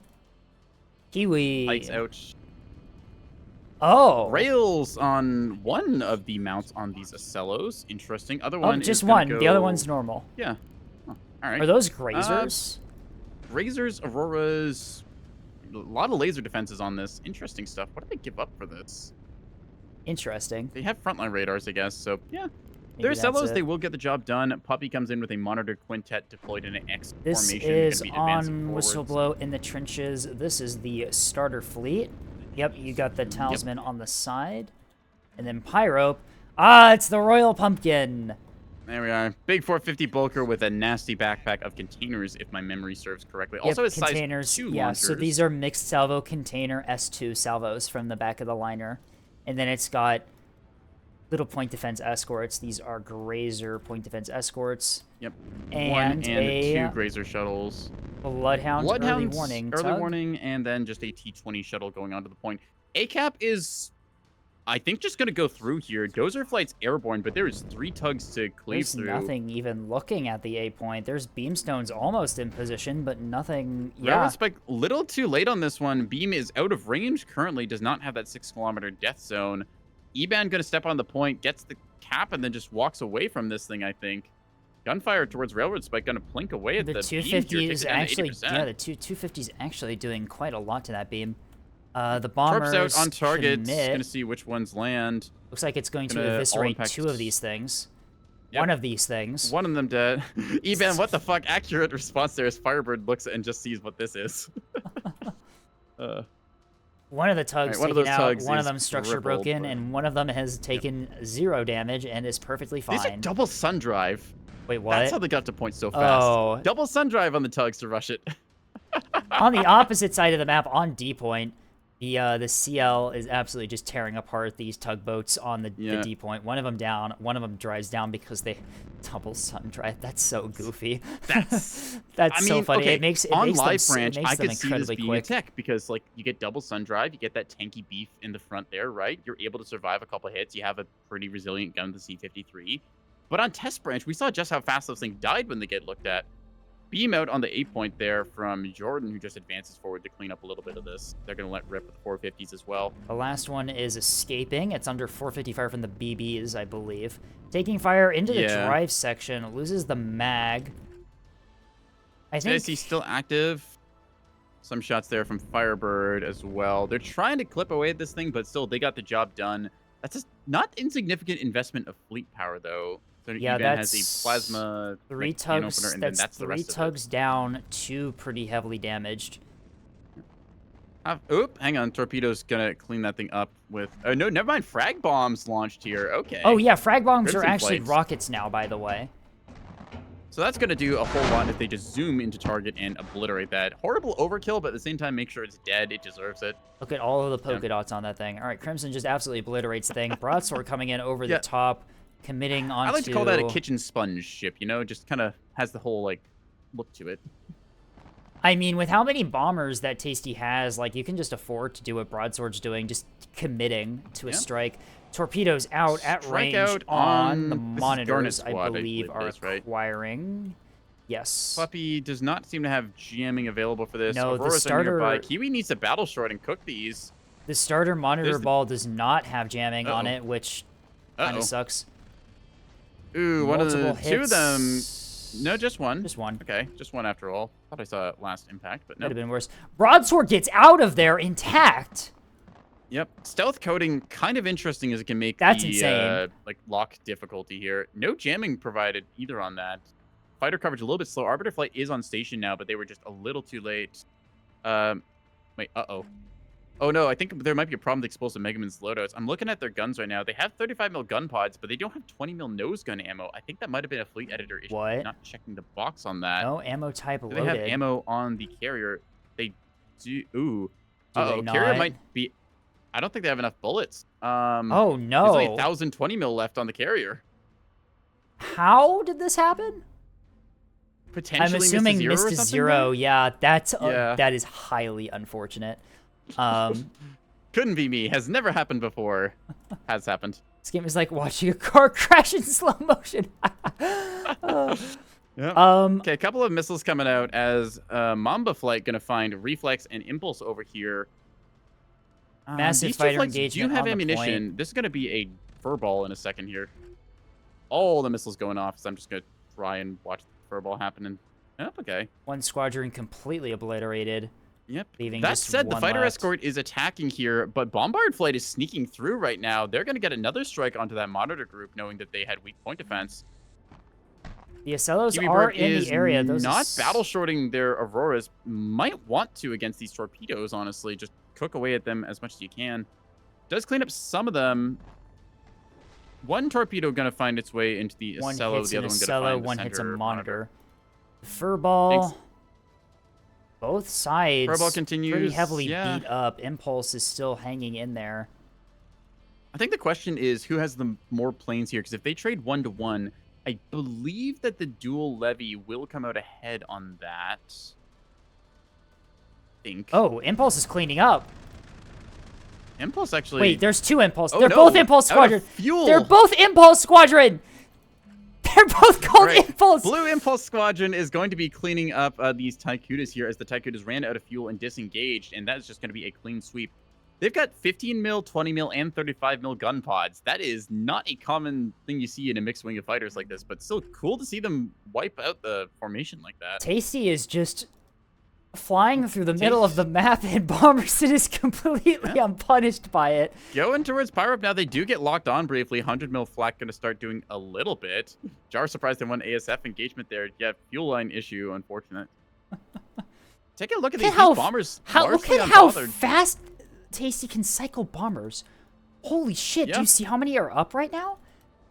Yep, just seeing the constant plane cycle strike. Pyro being engaged. These are act, wake, acquire onto. A lot of them acquire onto the escort ships.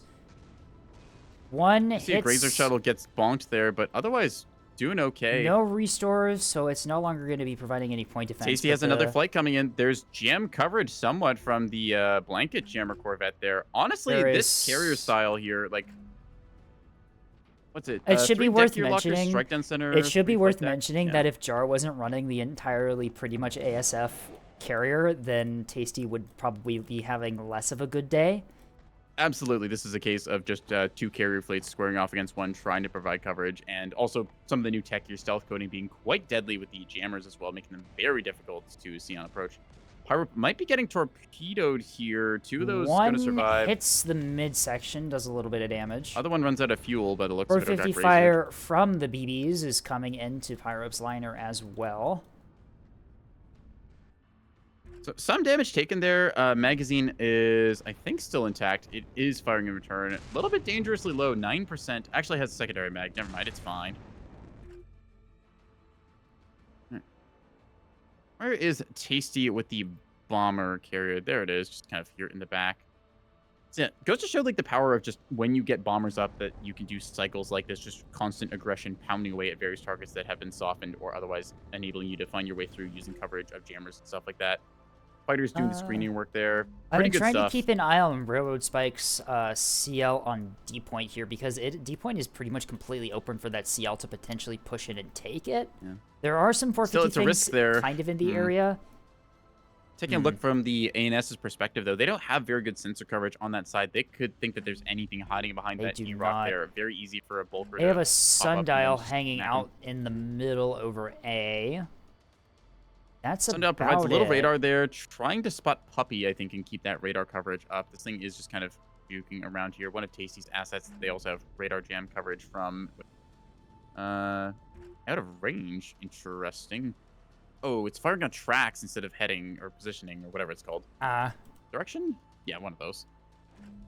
All right. Another strike from Tasty. The ACAP going off here. Oh. Railroad Spike thinking about walking their way over. Undetected. There is the Throngler looking at the point. Throngler does have T-20s, but will that be enough is the question. Has C-53 as well. I don't think that'll be enough to kill off the Corvette. So the Corvette's not spotted right now. Wait, hang on. No, it's not. I think it's a bridge master on the escort. No, it does not. It's just all 5 rapid cradles on this thing. Throngler. 2 jury reactors to power it. That's a tech that you certainly can do. Holy shit, look at Firebird here as the plasma opens up on them. Most of it going to miss. I can't tell if Firebird was already dodging there or if this was just a not great track quality. It looks like they weren't locked. Torpedoes out in turn. Firebird says, nuh-uh. Yep. With that Throngler reloading and moving back, I'm sure that Corvette can probably take the point. 2 hits. 2 tropes gonna land on it. Takes out Flank control center, which large is important, DC, and the plasma 2 guns. plasma guns. That is rough. Yeah. Are they going to commit? They are. The Corvette is moving forward towards the A point now.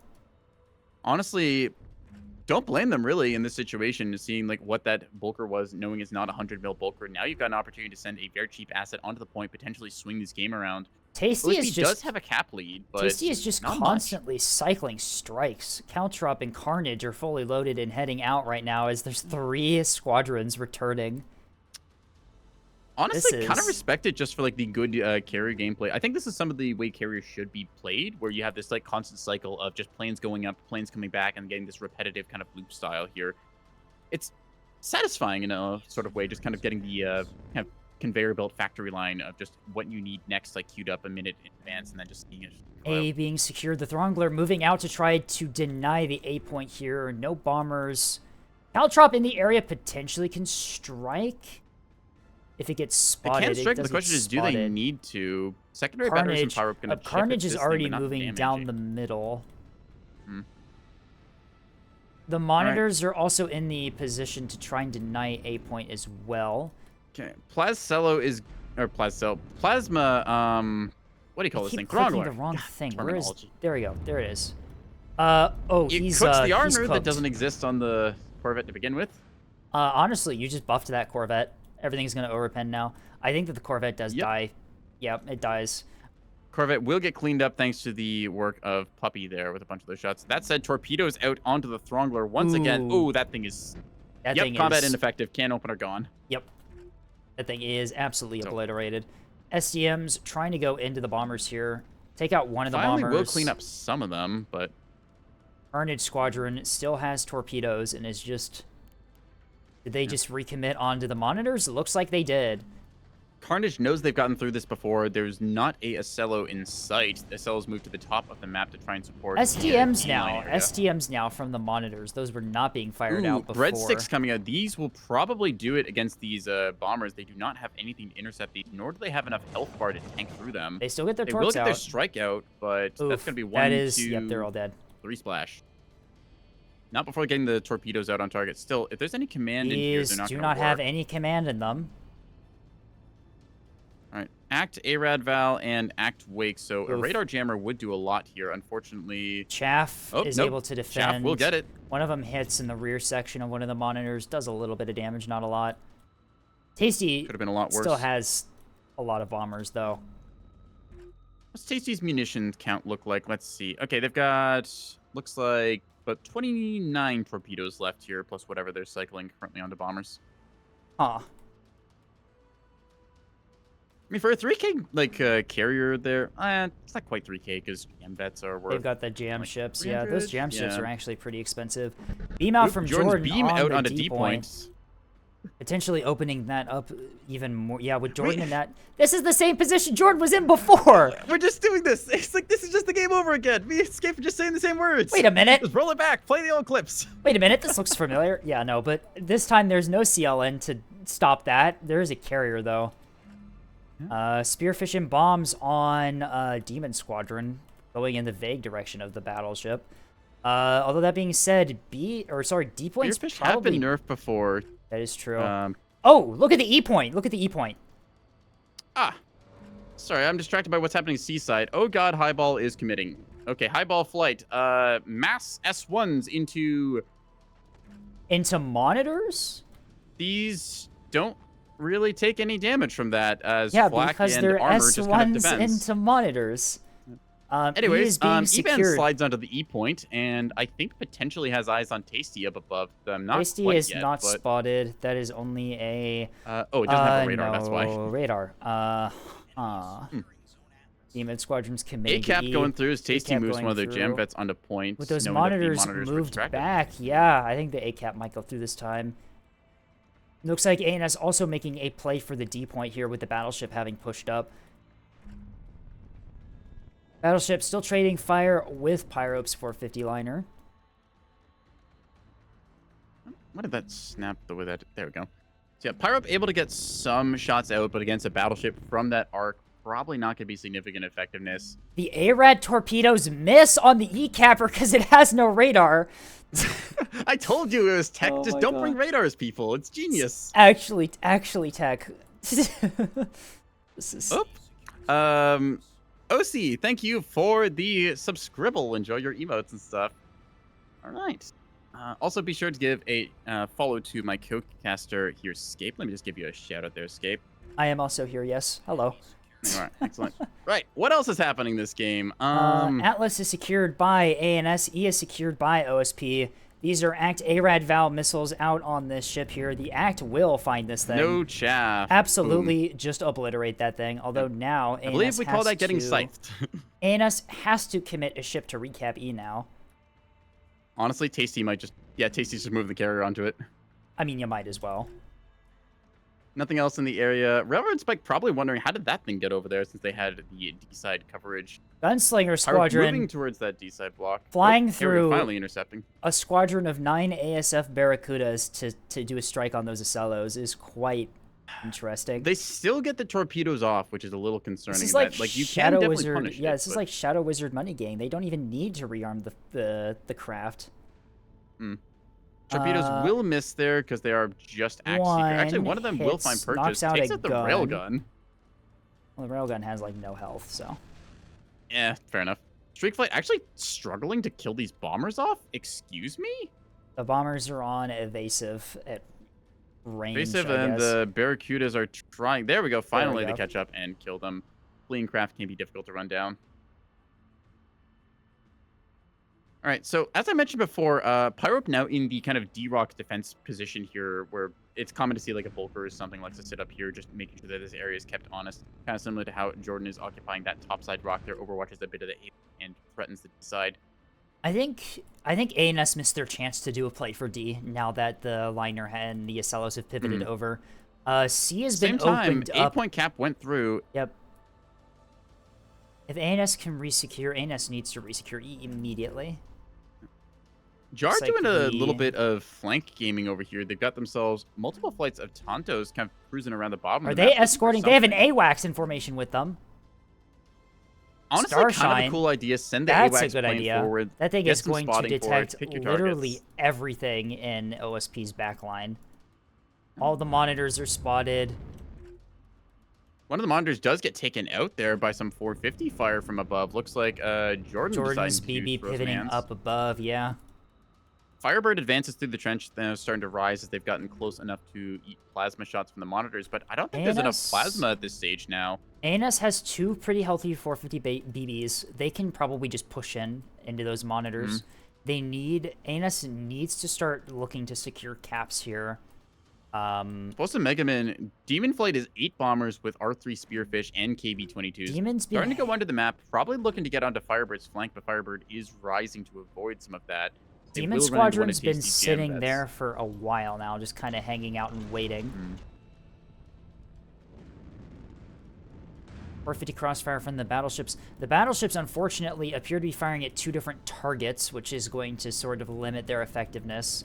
Although Jordan only has arc on one of them. Nope, never mind. Pyrope does actually find one jam vet here. Knocks out both the jammers with a lucky 450 hit and some grape shot. That's going to do a little bit to diminish the jamming problem they've been experiencing. I think one of those is... No, those are both blankets. Never mind. Jar pulling back from their initial push there does leave the sundial in the backline just to get everything out. Caltrop Flight is going to join up with Demon here by the looks of it. That's a hell bomb waiting to happen. That's about how many bombers now? The Caltrop and Demon together is 16 bombers airborne. I think some more of them got off the deck there and are grouping up. Pushing up. Not sure where they're headed exactly, but they are certainly headed somewhere. Pyrope picks off that GM vet, but now Railroad Spike starts to engage a little bit with 250 before pulling back, realizing that's a 450 Bulker, and they do not want to fight off that. Rail is jamming, so their CL is not detected by this liner. No. E-point cap going through as Tasty Cookie steps onto it. Ajax Flight from Tasty as well, going under the map, potentially just going to run into that hell mass of bombers there. Points tally has really risen up here for the OSP side, 712 to 468 on the board. They held that 3 cap for quite a while. The carrier had to probably go to flight quarter speed to still launch.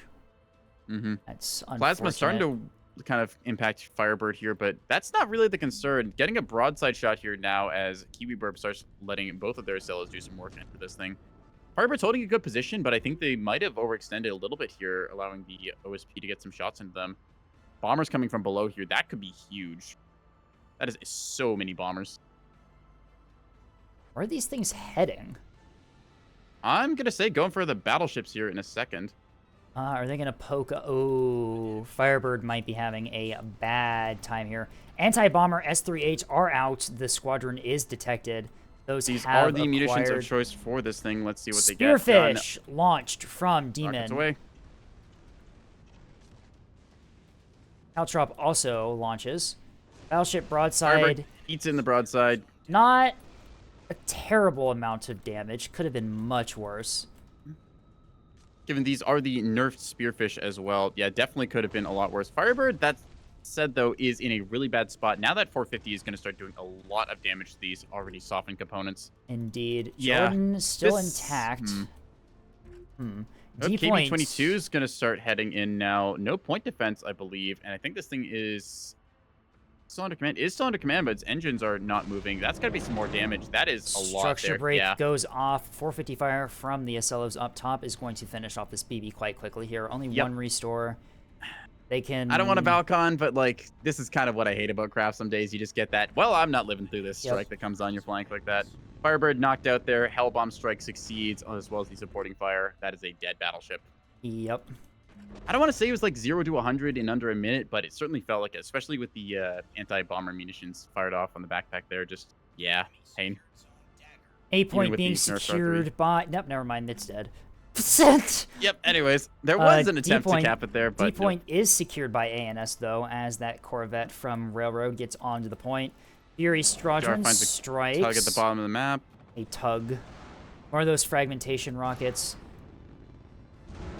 Quite a few of them actually missing there on my perspective. Some of them finding their way in, though. That's a good chunk of damage. They do structure break it. It's still alive. Magazine still up. See it? No, it's no longer able to fight back. Does have the aux steering and sun drive. It's no longer able to fight back, but it's still functional.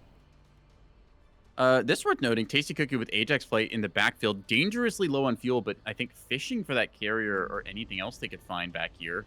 Pyro pushing onto the D point here to try and resecure it. Throws out some command S2s into the cap ship that took the point. These are going to hit and probably finish it off. Yep. The Bingus has gotten bongust. Thank you for that quote. Can we clip that, please? Can we clip that? This has been a cast of all time. Torpedoes in the backfield going to find the early warning tug towards Seaside. Is the Pesto alive? I think is about to be, well, not. Pesto not alive, if you will. Yep, Pesto dead. Goodbye. Torpedoes are effective, as we have learned. All right. Jordan. Pulling back away from the monitors. A is being secured by the monitors. The monitors doing what they need to do, pushing up, realizing the opening left by the dead battleship. Jordan now getting engaged. That's some plasma into the flank that they don't really want to take. Jordan Still is a very getting healthy battleship. Jordan's getting crossfired between Pyrope and the monitors now. Pyrope with the container. Those are the pumpkin bombs. Yep. Those are the container S2 mixed salvo things that I was talking to you about that Pyrope has. And did those just on the 8 point. split? Those are those are R3? R3 containers? What? Yep. It's submunitions, so you can get the decoy and then some R3s to punch I've never seen R3s in containers. I didn't know you can actually do that. Yeah, the math is a little funky, but it'll be fixed at some point. To-do list. Massive Anyways, damage into the battleship, As I think that Pyrope's just going to pick it apart with the crossfire here. Pyrope resecuring the D point with the ship, although the CL is in position. Is the CL going to RPF the ship on D? I think. Out of range of whatever their target is. They're trying to engage the liner by the looks of it, if we're going by like a range brackets. Yeah, take a look. Oh, there they go. Correction they shot here. I think they just switched. Yeah. HE rounds flying out here. And you'd be firing RPF to kill that thing, although I think it's going to be a bit too late to deny the decap. Is that a railgun shot? Where did that come from? Probably one of the Acellos. Wait, hang on a second. Right, Kiwis has the railgun back up online. That's where that came from. Right. Yeah, the CL over here going to eat a little bit of 450 from that. Kiwi Bird pretty happy to go down the middle of the map here. OSP, let's see, D point is currently going to go through the cap there. Tasty coming around with bombers towards anything that might be on the D side. Tasty's I think OSP going to comfortably get that cap. Tasty found the enemy carrier with a bomber squadron. Are they going to commit onto the? They commit onto the carrier. There's been a launch. Does the carrier have defenses? Radar's It's got off chaff on the launch. carrier, which means that Uh-oh. Give the chaff angle. Even if they do go for the chaff, it might blow through. those are line ship decoys out. 2 torpedoes strike amidships, take out 3 of the banks. 2, 3 hangars. This thing has However, plenty of restores, and it will be able to get those they bring a things large back storage. online. Thank you, people. Don't greed your builds. Please actually bring restores. It's really good. D point goes to OSP here as the point defense shuttle from Pyro manages to stay alive long enough to take the objective. The CL now kind of forced to pull back here as there's a 450. CL, very good tool, but does not want to fight this much 450. That is not its intended use case, especially not on its own like this. Jamvet will get it out of there most likely, but... Jordan does get a beam out on the monitors at A, although it didn't do a whole lot of damage. B being secured, B is being secured by OSP here as that pretty much dead tugboat gets onto the point. Sundrive lived with like 1% health bar and will swing this a little bit. Rail needs to be short that beam. Oh no, it's pivoting away. Did it just hit the rock? What is it targeting? It just hit the rock. I think it just hit the side and got its beam knocked off course. Tragic. Potentially, that's... Huh. It was aiming correctly Correcting before. onto target Yeah, now. no, I think it just... firing thrusters. Okay. That's rough. Yeah, it sucks. That B point's probably going to go through now.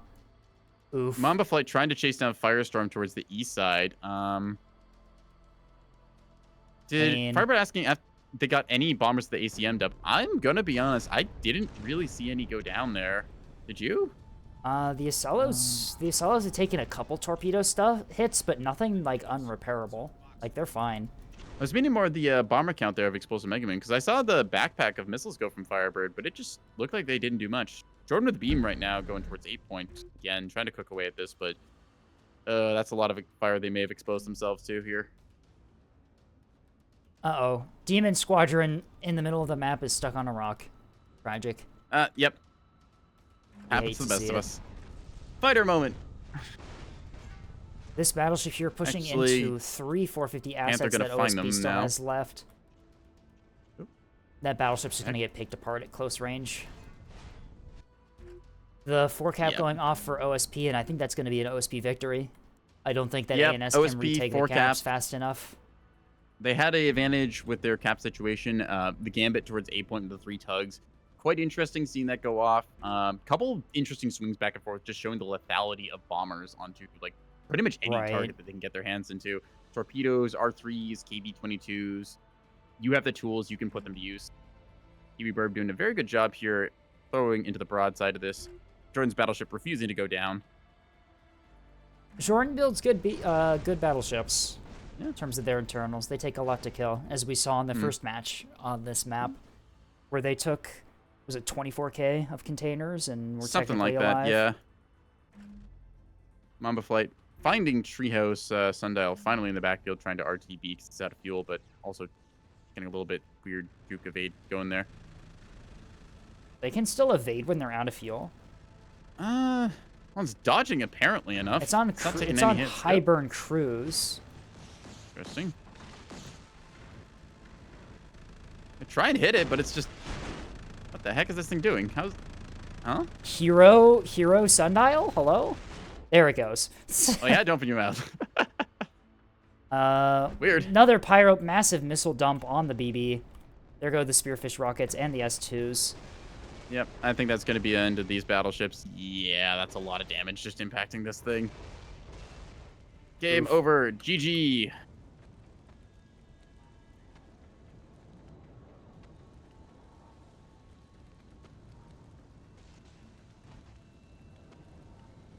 R3 container backpack subbase. Yeah, Pyrotech right there. All right, take a look. Firebird tanking just shy of 23K, but that sudden hell strike on them. Yeah, similar just story, took I think, them out. for Jordan, 19.5-ish. Railroad did really good on the cap war, but unfortunately OSP was just super aggressive on the caps and just kept resecuring them in the back line. There was good stuff overall. Take a look at Tasty pulling 44K with those torpedo stealth claymores, just constantly cycling them. 18 of them carried, only 15 lost, so 3 left, but that's a lot of damage there from a support fleet. Right. Especially when you're not even committing 3K to a carrier. That's really good. Indeed.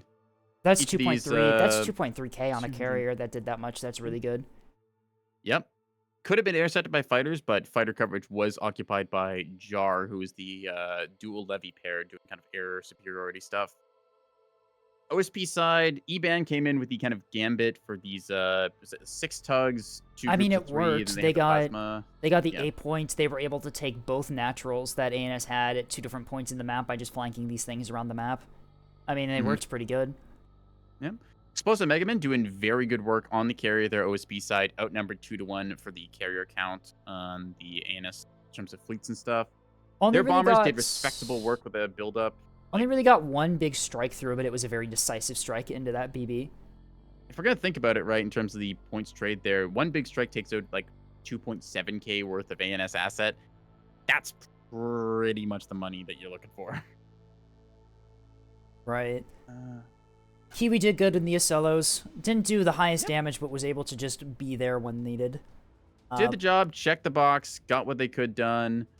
Puppy was running Garnet Squadron, I believe it was. Garnet Squadron, it's a monitor fleet, so there's like only so much you can really fit into it. Everyone has their own little tweaks and tunings. Some people like more jammers. Some people like dropping one of the monitors for like a tug or a shuttle or something to bring. And then Pyro did very respectable in the hero line to 2K. This thing has like 2 DCXs, if I'm remembering correctly. It's something insane like that, but yeah, 2K worth of line ship. You can build them like this, but unless you're Pyro, results may vary. Yeah, only Pyro is allowed to do this. Only Pyro is allowed to do this. That's just how Neb works. We've given Pyro an exemption. They're allowed to build their liners like this. No one else is. Yep. Anyways, I think that's the wrap up then of Salar with this last one. Any closing things to say for this? For this match, not really. It was a really interesting back and forth on this one, like you said, as the cap points just kept flipping back and forth between the two teams. It was very interesting to see. Both sides able to snake a lot of stuff into the backfield, get some weird flanks, kind of surprise techs and tools and stuff. Yeah. All right. So we'll just go on to the next then for the ready up. That's going to be my last one. Casting, I think you said last as well, one. right? Yeah, in terms of timing, I could probably fit in one more, but if you want to call it here, I wouldn't. That's fine. I think I'll call it here because I've got to make myself dinner and stuff like that. Probably a good place to end off. We'll probably call it here as well then. But yeah, 4 good matches in. That was really nice. All right. I got to show off my new Fugi. That's me trying to type. Hang on. And I got a nice ad break screen from Levy. Thank you, Levy, so much for that. It's really nice looking.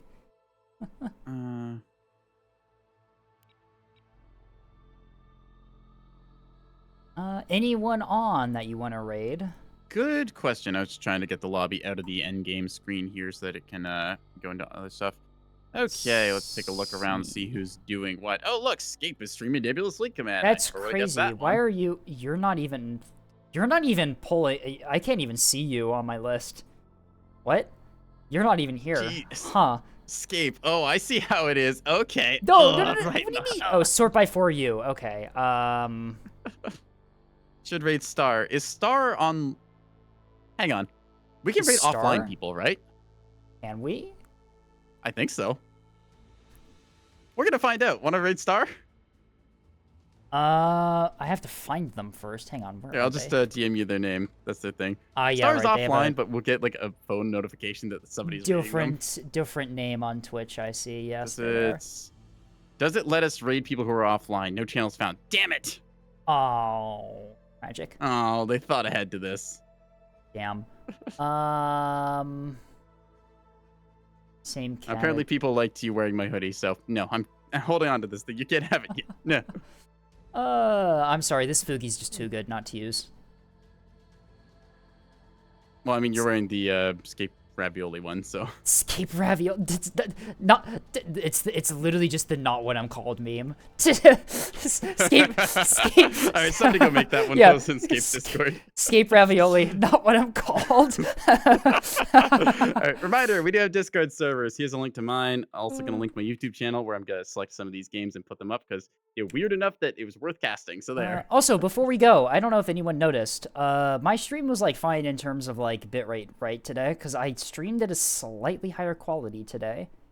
Nice. And Just making sure that that didn't affect how things went through. Everything's fine, right? Good. Alright. Okay, well, that's. Do we have any raid people to raid into? I'm not seeing anyone on my end. Yeah, We there's could like a couple people I know, but like nothing. We Really could raid notice. into each other again. You want to do that? All right, yeah, raid viewership. Let's go. There you are. Why do I have to search you up? We're playing the same game. I've raided you before. I see how it is. I don't understand. My raid missile key is locked. Ready? Mine is locked in 5, 4, 3, 2, and 1. We are good to go. All right. Good night, everyone. Good meow night. meow.